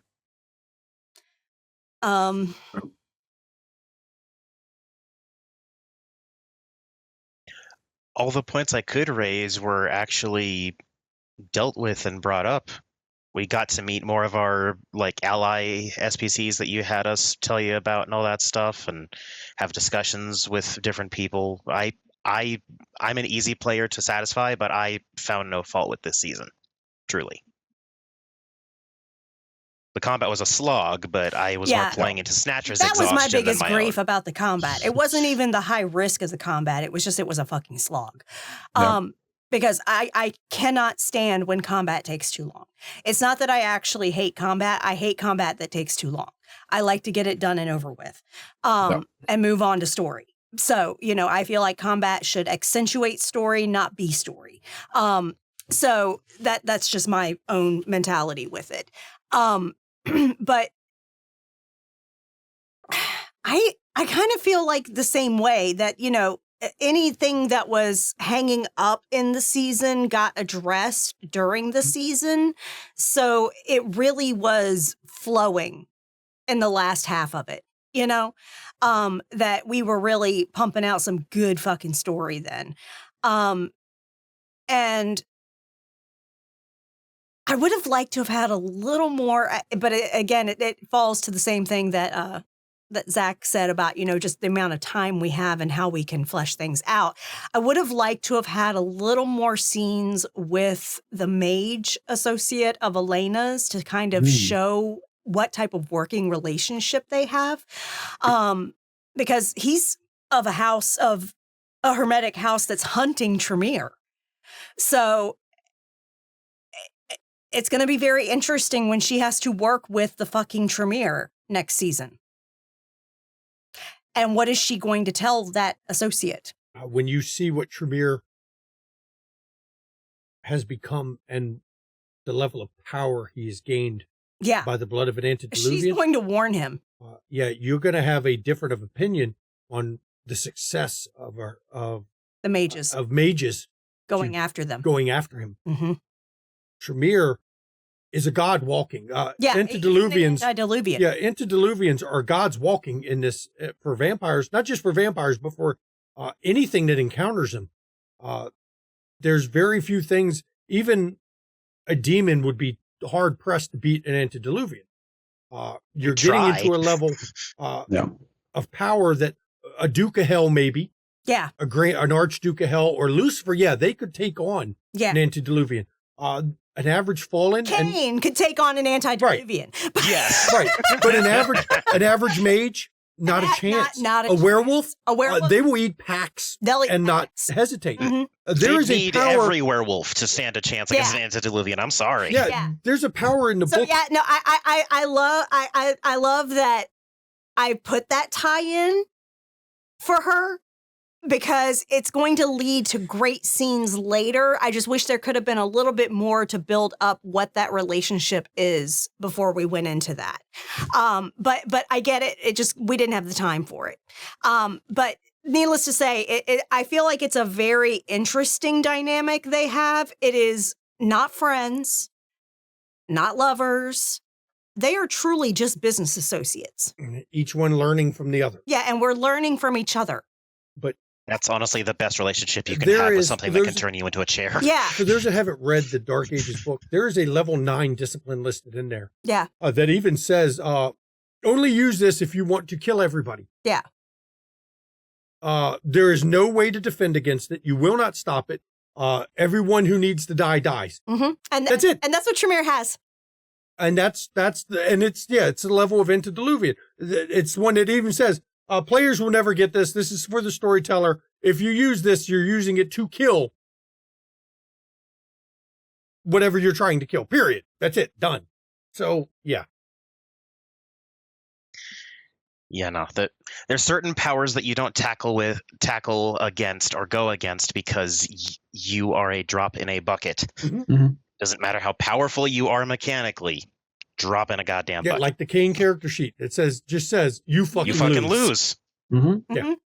Yeah, don't go after antediluvians unless you yourself are one. Right. And since no player will ever please remember that. Yeah, no, I know. You will be party to the death of an antediluvian.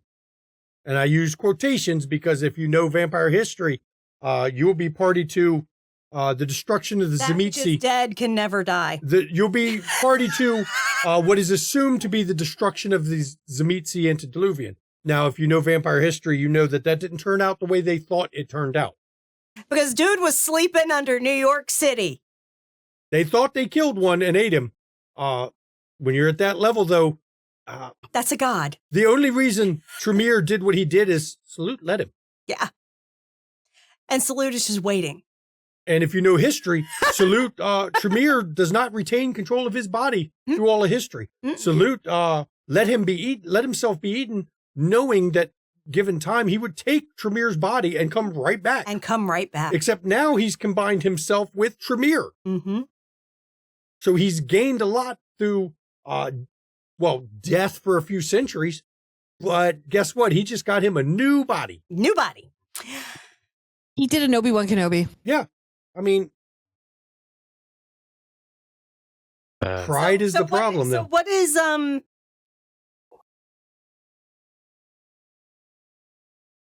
did anybody not answer? The NPC question? I think it was summed up pretty well. That anything that was kind of looming or hanging, we got to address at some point. Like I don't think there's ever what you weren't happy with. Because I always looked to do things a little better. There's always stuff I look back and go, I wish we could have explored that a bit more. We could have explored this a little more. But it just comes down to the time. Yeah, because we only have X amount of time to get as much story as possible into the game that's going to have the biggest impact on the plot and viewers. Mm-hmm. So, yeah. Yeah, go ahead. I will say this. I have never had a greater high than it seems to be. I get one really great high every season. First, it was running people over with a stampede. Oh no, no. I got 2 because stampede, and then also lying to a La Sombra who really shouldn't be able to be lied to. Yeah, that was But epic. Fuck your. And then You cursed my dice that night. And then in this one, I got to tell off a Ventru as a Nosferatu. That was a big I got high to cuss for me out too. a high clan. I was like, oh my god, this is what that feels Well, like. in this era, Ventru, they're a high clan. They're a high clan, but they're not. They don't have the status in this area. they're No, right they in like haven't the built bottom up. of the high clan list. Yeah, Right they now, don't La have- Sombra is a lot higher than they are. I know, Yeah. but Snatcher was born in London. Yeah, He's used to Ventru being top shit. Oh, Yeah. Ventru are in London. In That's London, yeah. That's their city. that's their city. But And so it was a great experience. but yeah, no, that scene was also a lot of fun for me because I got to fucking make a Ventru frenzy by comparing him to a Bruja. It's even worse for you, Snatcher, because in this era, Nosferatu are considered less than dogs. Yes, we're Yeah. dirt. Yeah, You Effective are literally dirt, but the dirt all bottom. the same. The only thing worse than you is a Kaitif. Hate that. That's the comparison. But that's Don't worry. by Vampire We'll be- Society right now. Later on, it changes. The Nosferatu get respected for what they are, which is the spiders that lurk in the cracks and get all the info. yeah. You know, Yeah, the we are information everywhere. webs. But until then, everyone just considers the monsters. Yep. That's why we have to look out for ourselves, because no one else gives half a rat's ass. Which is about why us. Clan Before Sect became such a big deal for them. Yeah, because And all is still the into modern sects nights. traded them like shit. They had It's to. like, oh, now that we're valuable, you want us to participate. Yeah, fuck Yep. you. Yeah, pay us. Yeah. They had to protect each other because no one else did. Because no one else did. Don't worry. In 1,000 or so years, we're going to be selling your shit to the enemy. Fuck Mhm. off. And we look at Kansas City. And we look at Kansas And City. we look at Kansas City. It's all full circle. Yeah, yeah. I do have to ask this, which I know it sounds like I'm always so mechanically obsessed, but I'm not. But as Shanky stated back at the end of season 1, we're going to be going through a lot of time, and maturation points make things so cost effective. Mm-hmm. What do you all think in terms of either in clan ability or out of clan you might be leaning towards in the future?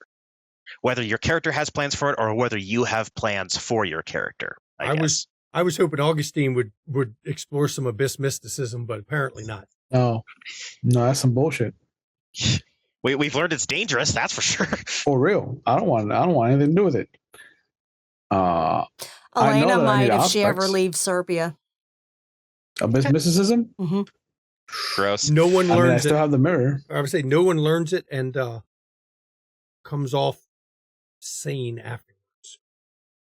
Is she sane to begin with? It gets You're a Cainite. The answer's no. no, but it's abyss mysticism It's because taints the soul in a very bad way. I led into that area where it was tempting.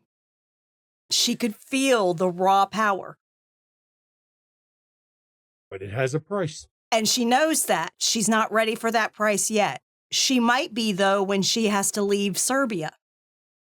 She'll have to leave her land. Her cold Dunic sorcery is going to be pretty much useless. There's only been one La Sombra in history who did not have the problem with abyss That's mysticism. Lasombra himself. And that was La Sombra himself. And there's a different reason for that. He is the darkness. That's the thing. Mhm. He's already a monster long before. So I might take it on Elena later. We'll see.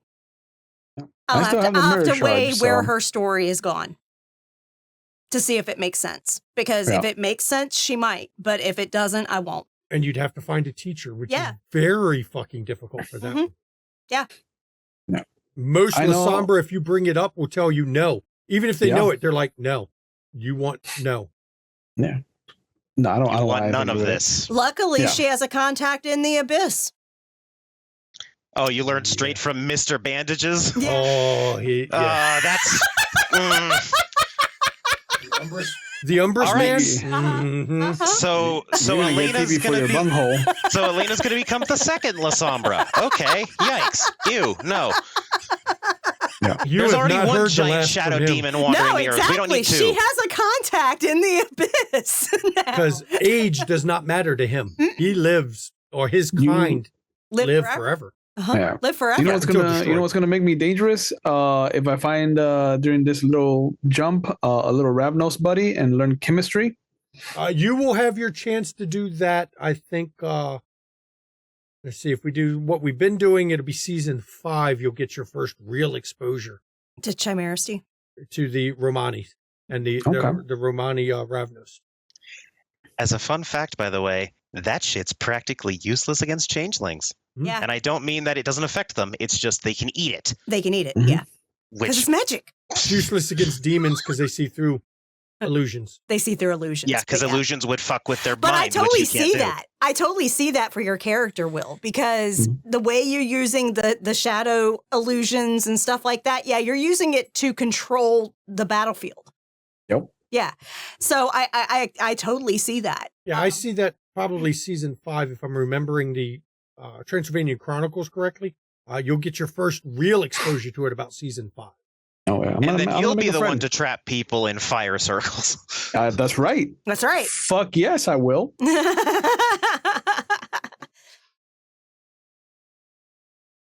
Gwen's already said she's wanting that emoji.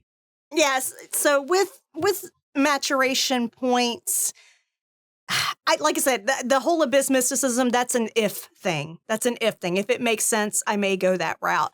But if it doesn't make sense, I won't. It just depends on where Elena is at the point where it becomes an option, kind of thing. But I think for right now, definitely going to beef up fortitude. Definitely.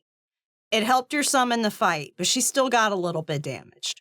Granted, it wasn't anything she couldn't heal, but yeah, she's going to beef up her fortitude. Also, probably going to beef up her dominate. For sure. She's So you already can- got 2 in obtenebration. She's got enough. She so doesn't you can need dominate your ghouls back when they get mind controlled. Yeah. You know, but basically, yeah. And yeah, I mean, that's going to be our biggest focus is getting better ghouls. Looks like you've got 64 years to find some good ones. Exactly. And I'm sure a few will be Ed. But, you know, Ghouls are one of the things that will come and go through history. that comes and goes. But Maybe occasionally snatch a request. Wait, don't eat that one. I'll take him. okay. Just get them out of my sight. I'm sorry to say that ghouls in the vampire world don't have long lifespans, even though they're supposed to be immortal, Yeah. because one of the first things that are targeted Our ghouls. are ghouls. Mhm. The poison developed by Yeah. That the fucking sucks. Assamites is deliberately designed to go after ghouls. Mm-hmm. That fucking sucked. Though it's in the Shankyverse, first of all, that is not from the rules. I made that poison part of my Shanky Chronicle thing. It's something I made. It was hinted to, and in case people didn't pick it up, the requirement is Shurgi's blood is used in making it, which is not something you can get a lot of, let's just say. The fact. Hey, I'm just honored that they use such an expensive ingredient on us. Hey, and we still have specifically on some. Elena. That's why I want to learn the thaumaturgy, because then I can start to learn that. And then paths. You think I'm deadly now? But you are not a vizier. Maddox? Oh, it doesn't matter if I'm not a vizier. She was a sorcerer prior too. Mm. She was embraced by the warrior chaste, but she definitely has the mind for it. So, you know, I History's just a long time to position yourself. Yeah. Mm-hmm. yeah. For me, it's a toss-up. I'm either going to start leaning into a bit of necromancy because Snatcher's tired of ghosts. He's now realizing, oh, I can't just ignore these things. I have to actively block them out if I want them to not fuck with me. So he's probably maybe leaning towards Ash Path Necromancy, which deals all about the shroud and keeping shit away. Or I just go whole hog and stack myself up with a bit more obfuscate. That and become the best friends with the cat, the pet that's in your room or behind you or somewhere. Because I'm hearing that cat. Yeah, he's a needy old man. Let our best side go. He just wants food that he's not going to eat. So do I. Anyways, So do sorry, I'm letting real life leak into our stream here. Apologies. Yeah, it's a tie between necromancy and obfuscate right now. Because on one hand, what about Augustine? Augustine already said. Which one was it? Yeah. Yeah. Chemistry. Oh yeah. Yeah, we haven't heard from Miguel yet. Yeah. Yeah. Miguel wants flight, so he wants to become a gargoyle. Oh no, I'm just joking. No. you just know the Nos you get combined with would be Snatcher. Although there is that thing with Fenrix. There's another vampire with true faith that Miguel can have a conversation with. What's the next time jump going to? What year? 1314, so 64 years. So he's still about 130 years from losing the reason why he can't learn necromancy right now. But further down the road, there is the biblical necromancy rituals that he would very much enjoy learning. That is a thing. There are true faith disciplines, not really call them disciplines, true faith rituals that are for practitioners of true faith that, yeah, there's some interesting takes on some of that shit that come in. That's cool. Callie Salvo says, I get the almost unwinnable fight, but God, I still want to see them smack the shit out of whiny bitch. It's not my fault. It's all everyone else. Yes, Callie Salvo, I completely agree with everything you assessed in him. He was definitely, it's never my fault. It's always somebody else, even though he's the one that summoned the shit there that fought. Okay? But the blood bond forces him to do certain things. But there was also not the blood bond that made him summon those fucking kid things. Okay? No, he did that himself and took no responsibility. They weren't kids. They were just kid-sized. They're not manifesting large. Whatever. Anyway, yes, trust me, Elena did pick up on that. She totally did. She didn't let him go run off without knowing that as soon as they catch him again, he's gone. Mm-hmm. What isn't the argument? Size doesn't count? Yeah, exactly. But literally, the full intent is, yes, she sent him after his own sire so that bastard can do the dirty work for her. Okay? It didn't mean that's going to get him off. It didn't mean that that's going to prevent him from being destroyed the moment Elena sees his ass again. Because as soon as she does, he's dead. And the mechanic in V5 to ditch the blood bond is not that hard, actually. In this older edition, it's tough to break a blood bond. It is fucking very tough. Fuck, we all built a fortress because our sires told us to. Yep, the bond is... But little secret, Elena ain't as bonded to Mankato as Mankato thinks she is. Well, wait until he makes you reinforce it. I know.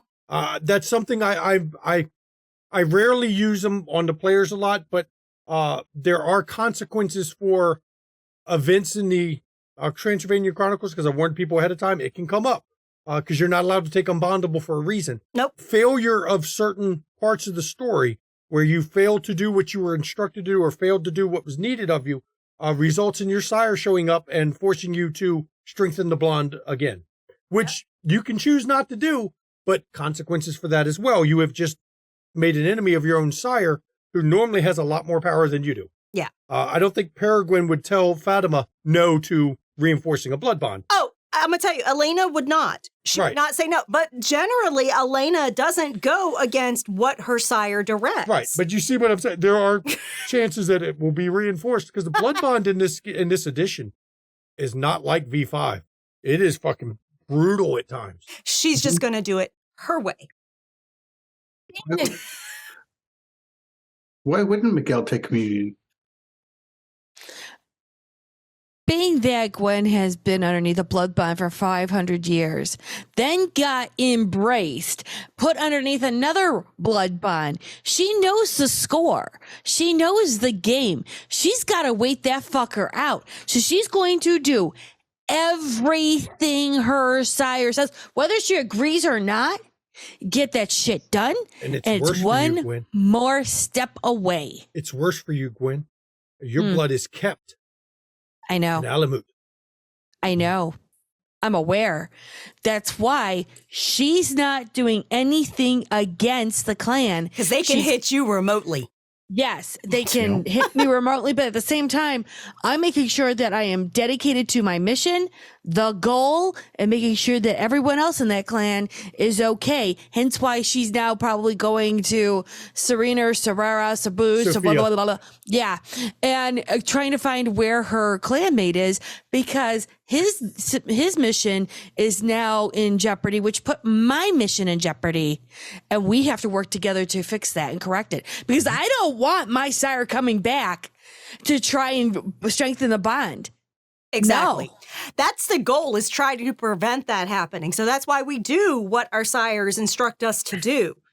And generally, we try to do everything we can to be successful at it. And later in history, it becomes less of a problem because as time goes on, and Camarilla in particular, a lot of the you will obey your sire things, a lot of that kind of faded to the background after the establishment of the Camarilla, because instead of it being your loyalty is to your sire, period, it becomes your loyalties to the tower, or at least most of the kindred are expected to be loyal to the tower. And the sires lose a lot of hold over people after the formation of the Camarilla, because unless you're like a Ventru, which has its own rules, because they expected the loyalty not to be to your line and your lineage, but your loyalty to be the establishment is the best way to call it. So That's why being an elder suddenly became so much more valuable to kindred, because, oh, I have station just because I'm old? Yeah. Great, I'm really old. The greatest scam they ever pulled. there are reasons why, even if you don't agree with the Camarilla, it benefits a lot of kindred, especially if you're old enough. It benefits you to be nominally part of it, because your age alone Gives you respect. Forces a certain level of obedience. Mm-hmm. You know, it's not about your sire anymore. It's about, your standing in the tower as a whole. Although It as we blitz through the medieval ages and eventually the Renaissance and all that stuff, matters right now. Yeah, it matters now. Biggest Luckily- old boy club that we've ever seen soon.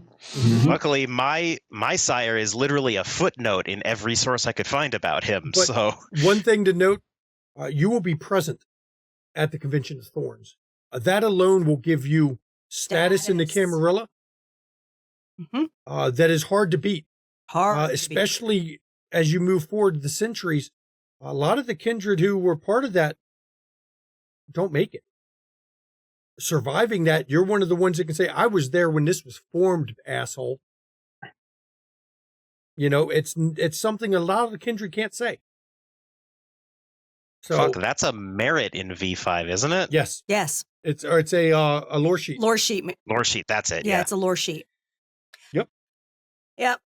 That's an advantage, big time. I was there when Vikos threw his dick on the floor and we snatched it up for our friend Snatcher, and now we sell him on eBay. It didn't even make it to the floor, my friend. The second it was lopped off, Snatcher already had the box open. My lord. He It caught didn't it with the box. Yeah. Fedora and everything, my lord. You need celerity to make sure you can We catch were it. there when Micah Vikos walked in. We were there when Sasha Vikos walked out. Yes. Not many kindred can say I was there before the tower was formed. I was there before there was a Justicar, before there was an Archon. And I lived through it, and I'm still here standing. They ain't killed me yet. Well, back it might, eh? Yeah. There was an old comic that said, if your elder does not know of the Camarilla, run very fast.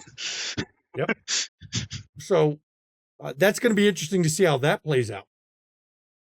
I know everyone has their own opinions about where they're going to lie, where they're going to back Anarch versus, at the Convention of Thorns, it's Anarch or Camarilla, or one of the Autukas that go independent, there's a lot of advantages to playing at least nominal lip service to the Camarilla, and whether you agree with its tenets or not, and always follow or not's a whole different discussion. But whether you make them think you're part of the Camarilla, there's a lot of power advantages in that, and position advantages that will help you through later history. But hey, it's useful if we go to the Anarch route, and if we split off from the Sabbat too, we get influence almost no matter what direction we go. Yeah. Except Anarch. Who ever heard of Elders in the Anarch well, movement? with the No, Sabbat, who you are become they? a bigger target. Yes. The older you are, the bigger of a target you become The in the bigger Sabbat. of a target you become. But then at the same time, if you can hold that position while still being that big of a It is, target, as the Sabbat is legit survival of the fittest. Mhm. That is the whole MO of the Sabbat is survival of the fittest. Yep. So there's always going to be someone younger that wants to eat your that ass. wants to eat you. Mhm. I'm okay with us like starting the Black Hand. How about that? I think How that's about them brilliant. apples? How about them apples? I think that's fucking brilliant. just roll over a hit squad of Gangrel. You know, I think that's fucking brilliant. Of all the factions, I'll be honest, the Sabbat had more of their hands in Christianity than the rest did. So Miguel kind of Is leaning Sabbat. there's a lot of history with that part. Although we also haven't even reached the Convention of Thorns No, you yet. We're haven't. still far away from that. You haven't Away seen the from events Sabbat. that led up to it that may change your opinions. I mean, it still takes us about like 300 years before they decide to hunt Infernalists. So that he might not have time to wait around for that long. Yeah. When the Archons have specific Archons that just hunt Infernalists. Like, Yeah. It'll be interesting if this group decides to go split Yeah. with their loyalties, where they have loyalty to each other due to time together and history together, and you can trust each other, but your own personal loyalties do not line up. Tower versus Anarch versus Sabbat. That would be interesting to see as well, Mm-hmm. as you have to juggle. I am Those down for loyalties. the two La Sombra starting the Black Hand, though. know what I'm saying? You know, Know what I'm saying? I know what you're saying. I know. we'll see how history plays. I see what you're saying. We will see how history plays. Pick up There's- my accoutrement. you know. Sabbat and the La Sombra are a stereotype. Don't lean into it. Too late. Any chance? A manager says, any chance for encounters with Bali or doomed clans from the Dark Ages? 100%. 100%. 100%. Bali are part of Miguel's storyline. We didn't get into it this season because there was so much other So shit much to do. other stuff going. Bali will come up. Yeah. Some of the other clans that disappear over time will come up.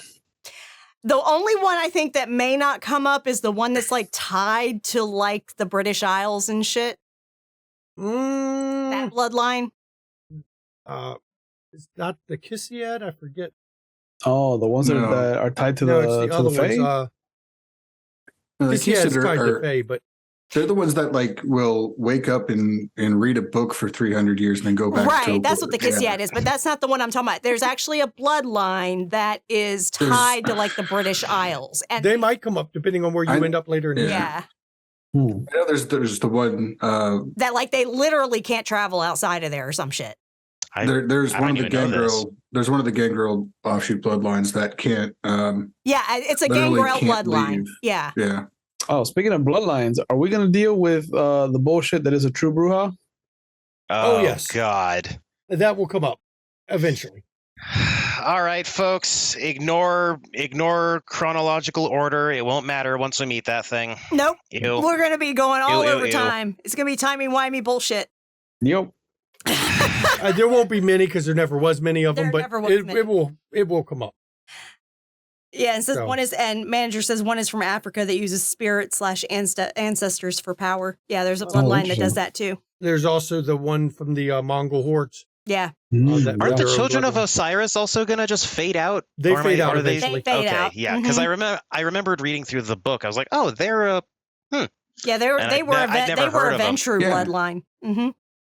So yeah, I got one ally that is a clan bloodline that's gonna Die out. disappear, Mm-hmm. and I got one ally that is going to take over its The family. clans family. So Now, remember, just because the bloodline disappears doesn't mean they're all gone. It just means that, They've majority. integrated with the main or they've reached the point where there's not enough of them left to really consider them a bloodline. a bloodline anymore. Right, now they're just part of the unique clan. offshoots. Yeah.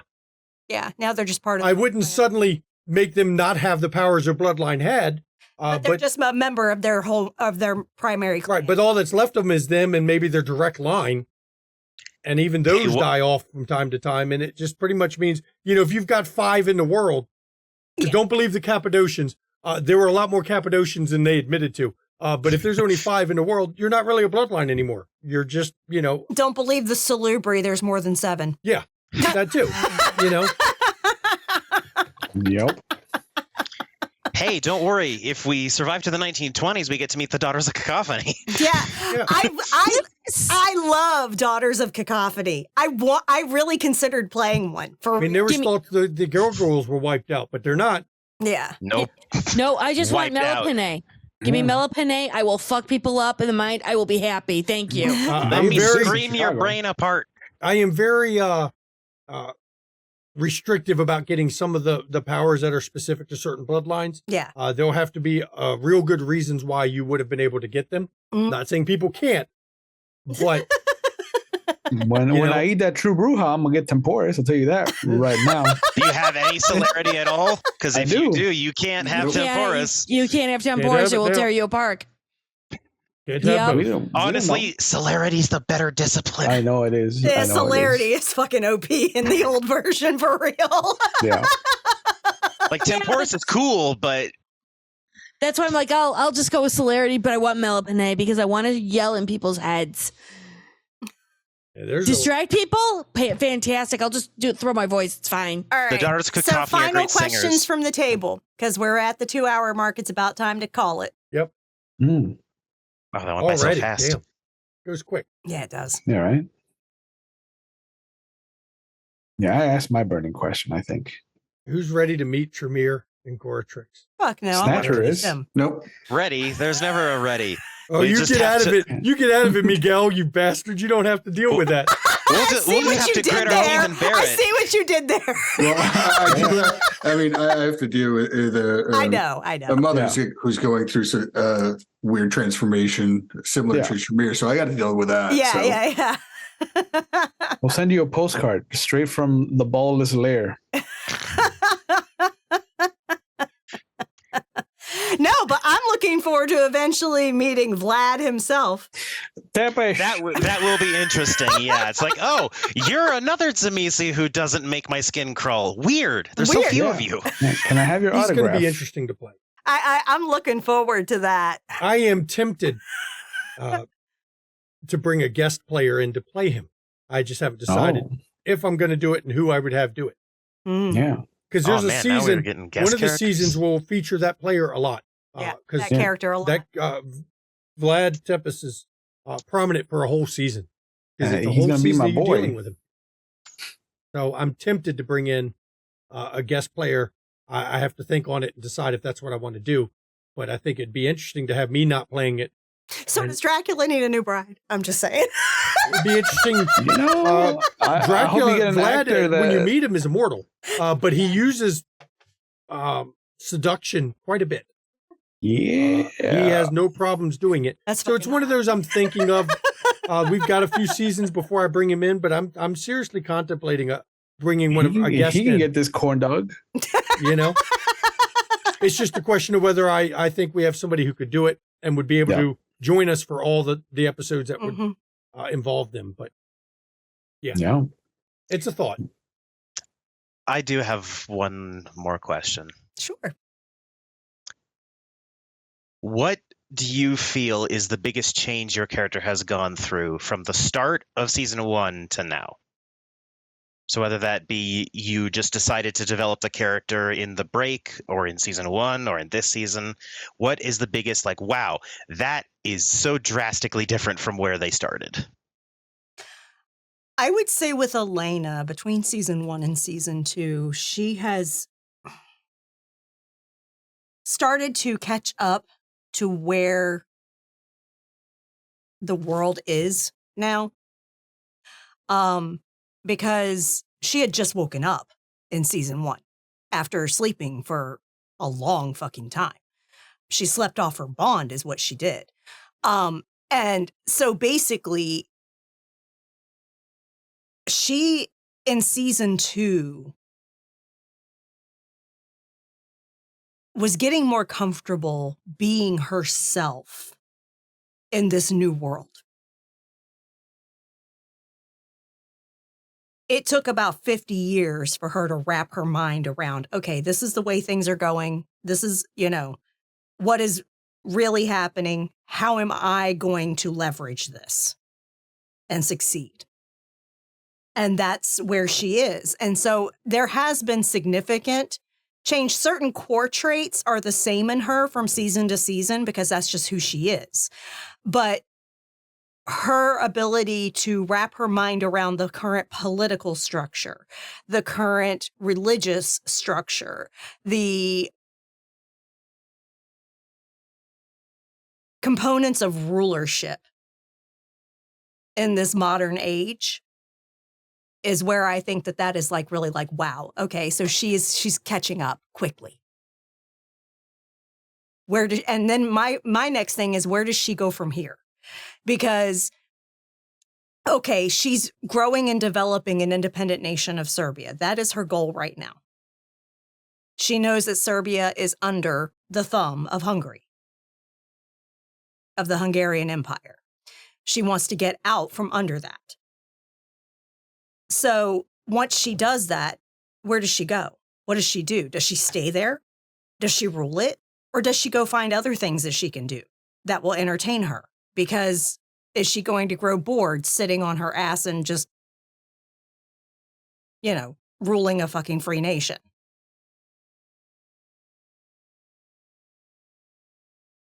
And I like the direction that I've gone with her from season 1 to season 2, because it leaves those questions for me to figure out how am I going to play her as time goes on. So just go around the table then with this one. Mm-hmm. How's Miguel changed? Miguel's place within his faith has been a little bit shaken by the Inquisitor. So he is not quite as sure of himself as how he is supposed to do the Lord's work, as it would be. And that perhaps he's probably in the future going to be looking more towards his participation in Kupla's Night was a way for him to go out and hunt. And now he is going to possibly start taking this more as a spiritual venture for himself. That maybe he is not meant to be the cultivator of mortals and helping to bring them into the light. Perhaps his role is to seek out the unclean and remove them. That's a good one. Gwen? There has been growth from her, as in she was a ghoul, quickly embraced. And now, even though she still has a sire over her, she doesn't have the constant Domitor telling her what to do, telling her what has to be done. She has to figure it out herself. So this is the first time since since losing her Domitor, she can think for herself. She's able to make these decisions and stand by them and have reason. When the whole market thing happened, where they were going against that old woman, she's quoting scripture. She's showing that she's not only an educated woman, but she knows the religion better than some of them. She's written these books centuries. And now she's actually utilizing the information, saying, these are words. They're supposed to mean something to you, and yet they don't. How hypocritical is this with your faith? How are you, how am I a better Christian, not a Christian, better than you in this faith? And yes, it's heresy. She is educating women. She is educating people in the Latin language. She is giving people hope, and she's trying to stick out and say, look, I've lived this far long. You can too. Utilize knowledge. And when that inquisitor came in and she saw exactly what he was trying to do, she is now even more fervent in trying to make sure that the pagans have rights, women have the ability to do things, and that orphans and widows, they're not going to be left out into society, that she's going to be brought more into society so that people have a chance and there's a better growth in community. She's finding her voice. And who better to do that than the patron saint of widows? Exactly. And I think the way that they work together now is really helping Gwen find her own footfall, find her own way of doing it. So she's actually grown quite a bit this season. I actually agree. Gwen has really developed as a character this season, truly. And it's beautiful to see, truly, because she's realizing where her place is and that she does have power and control and that she can rule the areas that she specializes in. I love it. Yeah. That's where I'm seeing Gwen is moving on, and hopefully she's going to get even more powerful in the ways of words and try to become better, a politician or a better stateswoman to actually support the coterie and also to support her championing rights. Mm-hmm. Presence and dominate then. Presence and dominate. Oh, and you've got the girl for it. You need presence and dominate. I've got both. Yeah. I got dominate. I don't have presence. I have presence. She's a Toreador. You're actually going to have to do a Toreador thing? Yeah. You'll need presence to make, To unfortunately, sway the minds. unfortunately, to make men listen in this era, Yeah. you'll need presence to force it. There's a reason Elena has it. Yeah, and it's sad to say, but that's the truth of the matter of this part of history. You will need the presence to force them to pay attention, to force them to listen. The respect that Elena now has in the castle is because she had presence. I just thought I had to turn an ankle. That's all. Sometimes you got to open up with all. Sometimes you got to open up with daunt. Sometimes you got to hit them with the fucked up shit and make them really fucking terrified not to listen to you. Oh, that's when I just throw a stake into their heart. I'm sorry. Did I fail? Yeah, no, but I on didn't. You're humans, dead. that kills them. Yeah. Oh, shit. Death Damn, does not teach a lesson. Death just spawns more enemies. Yeah. Either of their friends or their children or anything else. So it's better to sway their minds. Yep. Yeah. All right. Yeah. And just, And maybe make them think it was their idea. Mm-hmm. The house snatcher changed. Well, I asked this question, then realized, fuck, I haven't even thought about this. So I took those questions to think about it. And I realized, going back to the very first few episodes, Snatcher was really fucking mopey. He's like, I'm all gross, and nah, I'm not showing my face. And he was baby Nos. Yeah, he was very much the edgy teen of the world sucks and nothing is perfect. Oh, I have this really cool group that I'm with, though, but everything sucks. I can't feel happy. And he slowly worked out of that in season 1 of being, oh, I'm cursed. He also got over a lot of religious guilt after season 1 with the time skip and stuff from 1 to 2. I realized, all right, he used to think that he was entirely cursed by God. He still thinks he's cursed, but now he's not putting the onus on God. He's just like, it's a curse. Whether it's biblical or not, I really don't care anymore. Because the only time his true fear of the religious came back was the hunter or the priest. Sorry, because true faith targets vampires in the ways that make them feel guilty, and so it brought old shit back up. And then he went through his losing a ghoul thing, and that's made him very possessive of his ghouls now, I feel. Like, he has offered to both of his ghouls, I will embrace you this very goddamn second. Anna means family, and family doesn't get left behind. That's right. Forgotten. Personally, I think the old woman is going to take the offer. His other ghoul definitely won't. His And other you'll ghoul's see. like, nah, man, I'm a human. I'm going to stay human. I'm going to let the dice determine whether she takes your offer or not. That's what Snatcher Well- feels. He's like, I think she is going to accept the offer, but we'll see. We'll see how the dice treat you. We'll see how the dice treat me. Make And sure you Augustine, mention that as a focus on what you're doing in the time gap, because that influences the dice rolls. don't worry, I'm also ghouling many others and offering embraces to many others, and a couple where I'm probably not going to offer and just He's going to take them 'cause build they his deserve own it. Nos brood. I love it. Sexy First I need time. ghouls, and then I need brood. Welcome to season 3. This is the Nos Nest. Let's go check his crib out. Yeah. Yeah. This is my posse, motherfuckers. What? Posse, Yeah. there's no one there. Oh, guys, show yourselves. Come on, quit goofing around. Oh, do we? I think they're there because you don't have all specs to see them. I think they're back there. I'm pretty sure my posse's here. But do you want to take the risk? Yeah. They might not be.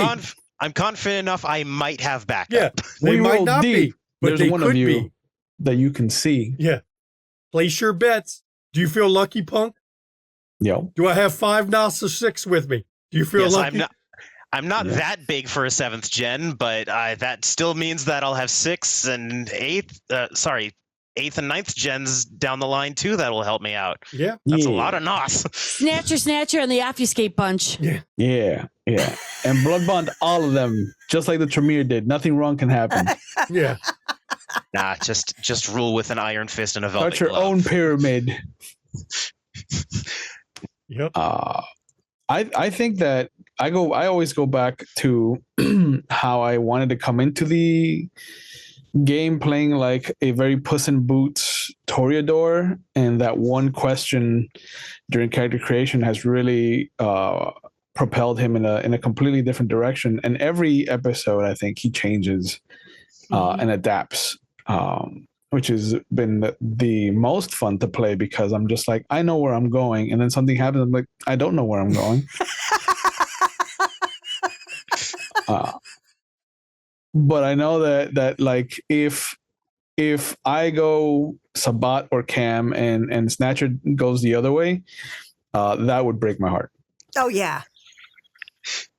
Augustine that would wants to ruin be me. friends with the weird scale Oh, man, no. huh? You are the Nos siblings' adopted child at this point. You really Yeah. are. Hey, if you Both don't, of them are a little bit protective of the baby Nos, okay? I see. I tried not to play the youngest again, and then I ended up playing the youngest again. It seems to be a habit. It's what happens when you're one of the youngest Both on of the them. server. I mean, Elena is like arranging the fucking funeral for your ghoul and making He is very sure it's appreciative with of due that. respects, okay? You are favored amongst the Lasombra twins, okay? I'll take it. Yeah, we're like out here in the cold. You're like, ooh, can I warm myself I by mean, the fire? they look out for everyone in their way because that's how Lasombra do. But literally, Snatcher is a little bit favored. I've seen it in both my character and Will's. He's a little The bit Clan favored. of Shadows likes the Clan of the Hidden? What? What? It's almost like they deal in similar environments. Almost. You're the Or one who knows, we see your true talent and you're the one and your who knows potential. about. Yeah, I did admit that's one way I didn't do it. I made sure not to be an infonos because I turned into one because rats. But But they're not one yet. Nos isn't known as an info clan yet. No, but I'm still a thief though. I'm happy to say I'm still a but thief. there's connections that you have and connections that you want to make and influence that you're going to build over time that both the Lasombra have already seen. Okay, we already know the path you're on, and we're like, yes. A we lot of want the that. Nos in this era were heavily animalism focused. Yeah, On top of that, you're the only one that knows about Augustine's goal. Tell me that's not the biggest trusting that's secret. a level of trust. Mm-hmm. Let's also remember Elena though, don't Snatcher even know didn't that. believe him.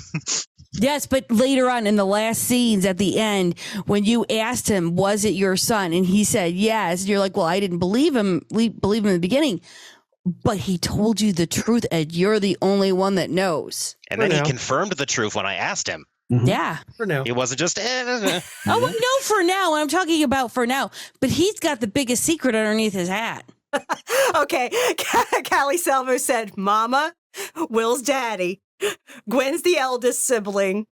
Miguel's the middle child. And Snatcher's the youngest. See, as a player, being an only This tracks. child, I don't know what this vibe is like because I've never experienced it. Lord. Yeah. Okay, I think Yeah. right there we're going to end this We are. Q&A. Only children. All right. Good night, everybody. Yep. I do thank We're done. the players for being here this season. I thank the viewers for being there. The season 3 will be kicking off in February. We're going to take some time off from this. I was going to take a bunch of time off and actually, have an actual break.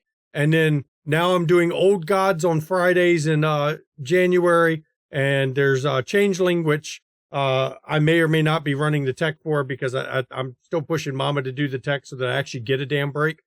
Otherwise, I'm not getting a break at all. I'm going right game to game. We'll see. But definitely I've got Old Gods because I have a cast for that now. So some dark shit's planned for Old Gods. Yeah. It's going to, Will, your game wasn't dark enough. Don't worry. I've got that covered. I just wanted to test the system out. Oh, I've already seen it tested. Now we're going to push it test to it. the limits. Will this be the first time that we have seen different GMs run the same game Yes. on this channel now? Yes. Except 'Cause for you- you're running Changeling that was run by another 'cause GM once. There was, yeah. Mm-hmm. You're totally right. Yeah, but that one was only a two-parter. That Yeah, was a 3. Ended up with 3 episodes, as I recall. No, it was a only- one shot. It was a one shot that ended up in 2 sessions. That's right. Yeah. But Every one shot goes usually 2 sessions. Yep. I'm already planning to be using the increasing darkness rules and all that shit that we didn't use in the other one because we were just trying it out. I'm going to be, watch out for the increasing darkness where failures start to go higher than 1. You get, complications depending on the increasing darkness on 2s, 3s, 4s, 5s, and so on. So, I've got the green on my side. I you ain't can worried have the about no green. darkness. Remember, the scariest things aren't always the green or the inner dark. The others are what you should worry about. The others are wicked. There will be an appearance from. It was fun playing a sage that was tied to them. Okay. There will be appearances. There will be at least one appearance from the podcast stories that one of the characters that was in there is going to appear at some point. I just won't say who or when. And you'll get to see my impression of that person. So we'll see. So please join us on our Discord. The cast of this show came from the Discord. This was not a casting call game. This was a straight invite game due to the story we're wanting to tell. But Old Gods was a casting call that we posted up, and then it closed and we picked the cast. Changeling was a casting call. All of our shows we get from our Discord. We do periodic Zoom meetings. We haven't done one in a while, but that's mainly because for Mama and I, streaming Friday nights makes us hesitant to do a Zoom on Saturday night because, well, that's 2 nights in a row we're doing the studio stuff and we don't get any weekend We don't downtime. really get a break or Yeah. downtime. So that's why we haven't done Zooms as much. But join us on the Discord. We got a great community, a good group of people over there talk about all kinds of stuff, not just games. If you want to catch our back episodes, well, if you're on YouTube, you're already there to catch them. Yeah. If you're watching on Twitch, the video on demands run for 60 days. That's the limit is we're allowed to keep them on there and then they phase out. YouTube is where we store them. YouTube is also where you can see it without the breaks and intros. I edited it down to make it a little more concise for listening. So please, you want to watch back stuff, go there. You want to see D&D or Call of Cthulhu, go to Ishvel. That is where our wonderful DM, Dr. Tiss, puts her games. So you can pop over there and catch those. If you want to see some good or some great content creators, well, one great one, troublemaker who's not a scamp. I don't care what he claims. We'll go to that in a minute as we let people talk about where you can find them. If you want to get some studio merch, We've got studio merch. We don't have any Dark Ages merch, but I'm sure. Oh, look, Red Rockets for Gaia. That's one of our studio T-shirts. Eventually, I'm going to argue with Zazzle. They said we can't sell Steve Perry Curse My Dice because Steve Perry is, because he's not sponsoring it. I'm just going to put it as your any. Yeah, and I'm like, but Yeah. Steve Perry has nothing to do with the singer of Journey. No, that is a player from a game in a role-playing game. It's a character No, from a game. Zazzle. It's pronounced Steve Perry. Steph Perry. No relation. We said no None relation at the end of it each whatsoever. time. That means it's not the same person. Stop. And I don't know what Steve Perry from Journey has to do with dice. He has nothing to do with it. So why the fuck did you block our sales of that? After Because he selling a stopped number of believing. them. They just arbitrarily later decided. So yeah, fuck them. Yeah, there's no connection. That's right. Yeah, no relation. Ouch, Totally Junie. different. No. Yeah. You want to give Didn't something to hold the on to that players? feeling. Bits and donations that go to the players, not to the studio. It's a way for you to give something to the players. If you want to give to the studio, of course, subscribe on Twitch, pop it over KoFi. If you're watching on YouTube, you can join our the McStabber Studio on YouTube. The first level gives you emotes. The second one lets you be lord of a 1 inch by 1 inch square piece of carpet. No actual rights or endowments are established for that. It's just a parody on the Be a Scottish Lord bullshit. They let me do it, so I did it. But, just if you want to give something, if not, we understand it's the holiday season. Take care of yourselves first, take care of your families first, take care of, the holiday expenses, because holidays aren't cheap. That's just the way it is. I've done my part. Now Mama can give the schedule. And before you ask, no, there's nothing Sunday. Okay. Is there anything Saturday? Is there a Yes, stream on Saturday? Tiss is streaming.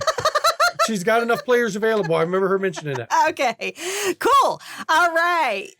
Thank you, everyone, for joining us on this eve of U.S. Thanksgiving. We appreciate you joining us.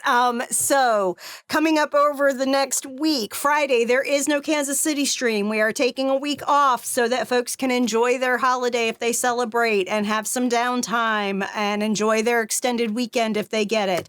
And wear themselves out if they go shopping, which, and not have to worry about coming back and being ready and to go on stream. So Saturday at 3 p.m. Eastern, join us for Call of Cthulhu 7E London Esoteric Society with the amazing GM Dr. Tiss and her group of investigators set around the turn of 1900 in the London-ish area. They kind of go around a bit. And they're doing all the sus-ass shit, and there's tons of shenanigans and chaos and insanity. So you want to join them. It's a nice little palate cleanser after all the dark shit that Shanky runs, okay? So yeah, it's really fun. So join them at 3 p.m. Eastern on Saturday. Sunday, there's nothing because, again, Shanky is just taking a break. He's actually took a couple days off from work this week so that he can take some downtime, and I'm very proud of him from doing this because he doesn't do this often enough. So yes, I'm very proud of him. But What a big boy. Yeah, I know. I had to after the month of stress. He needed a break. reset. And I'm glad, and I'm proud of him for me not having to tell him to do so. He opted to do it himself. Well, I've got until February to make the leave back when the government will probably shut down. Yeah, I know. Because these idiots. I know, but let's not worry about that till February. So anyway. Fucking idiots. So there's nothing on Sunday, no marathon on Sunday, but next week, Friday, we will be here with Kansas City at 8 p.m. Eastern on Friday. So that'll be when you next see Shanky running something again. And something happened to the other Gwen in that one. Mm-hmm. Something happened. Mm-hmm. Mm-hmm. And just so you know, we have Changeling the Dreaming Stained Glass starting up on December 6th. Yep. Run by Maddox. It's his debut as a GM on McStabber Studios. Yep. And my debut with ever using that particular splat and system. There you go.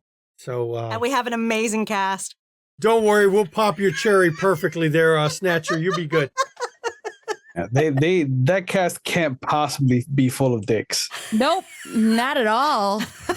Oh no, I've still got my work cut out for me, but it's work I'm willing to take on. You're gonna see Ravnos Archon, me, Junie, Mischievous Red, and Unconscious Celestial Corey is going to be in it. It's going to be fucking fantastic.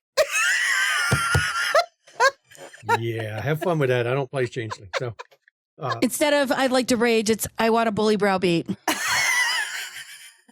hopefully none of you are going to be using the Puka voice, because dear God, No, there's no pukas, but Oh no, there'll be pukas. They just, just won't have that no voice. player pukas. No player Yeah. pukas. How did you know that was my vocal choice? because Ravinia almost killed me with her Puka voice. I mean, it was like nails on a chalkboard. You don't want to hear You a still troll can't talk hit like that this? level that she hit. No, of course, because I have testosterone. Yeah, dear God, I think the dogs were screaming. She got so high pitched. It was fantastic, though. Yeah, it was. Oh, she was great, but dear God, killing me. She was a puka bunny. Made Jennifer Tilly sound like she was a baritone. I mean, this is So rough. that's what we have coming up. So get excited, get hyped, because Yep. December is starting up the new game. Damn, that tells me I got to make an intro for that. So y'all need to hurry up and come up with character names and Just waiting stuff on so I can Corey. make Y'all, an there's a lot intro. of people. They're already pretty well on their way. It should be So. too much longer. Oh, that's good because I need time to make that. And let me go around the table. Zach Rules, tell everybody where they can find you, what you got going on. Hello, I am Zach Rules. I am found at the Bird app, Zedbird app, as Zach Rules. I am found on my own website, zachrules.com, which also happens to be where I can be found on the BS site. And on the Ancient Elephant, I am on Zach Rules at dice.camp. If you would like to see me on a stream, my life is not putting me in a position where I can do that anymore. I tentatively have something on the 15th in the afternoon on Roll20, but that is still yet to be confirmed. But other than that, you're going to have to go to the YouTube and watch pretty much this channel, because the other YouTube channel that has me on it got taken down. Yeah, that's where you can find me. If you are going to PAX Unplugged, I will be running a whole bunch of Call of Cthulhu, Trophy Dark, and I will be running Outbreak Undead.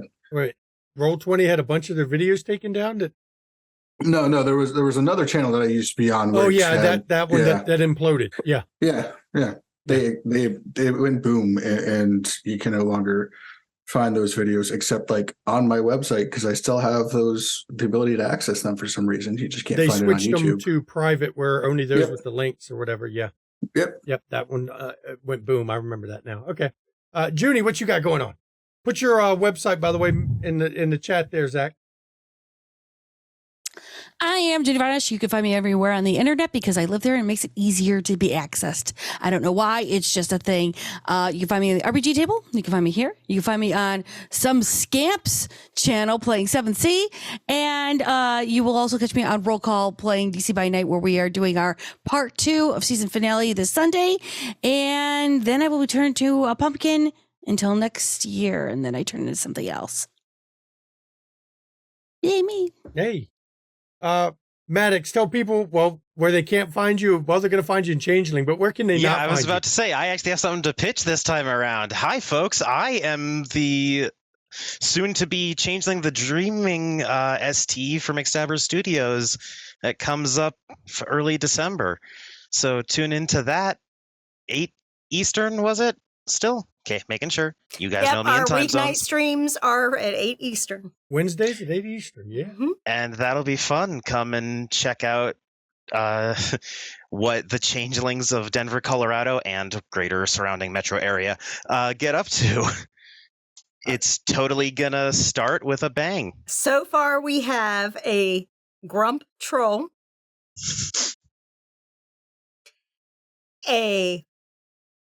I always mispronounce it. Is it Churlichan?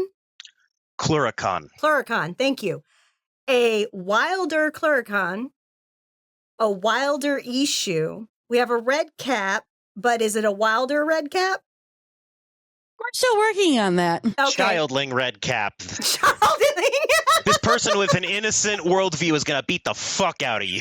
I will chuck her into the stratosphere. All I have to say is, yeah, I'll hold my fucking wrench. And That's the most knocker thing a red cap's ever said. Might be a Wilder. We'll see. And what you don't where Maddox isn't, he isn't in the room with you right now. No. But one of Snatcher's children might be. You don't know. Just might be. You don't know. Historically, we're not in the Dark Ages, people. Who knows how many descendants There he'll could be have? 20 of his children in your room right now, and you wouldn't know it. They're like ninjas. Yep. Hold your just like hand out. ninjas. Maybe one will give you a high five. They could be hiding behind your TV or your monitor right this second. There's all that Mhm. wasted space on your empty bookshelves. That's right. And what Where you got else are they going gonna on there, perch? Chew will love it, Ravnos Archon? Hi, everybody. I have my own channel here on Twitch where I stream TTRPGs. Mondays, I do a two-part story following a Camarilla and an Anarch coterie for Vampire the Masquerade 5th Edition. I have Tuesdays alternating between Werewolf of the Wild West or Legend of the Five Rings. And Thursdays, I have 7th Sea, as was mentioned previously.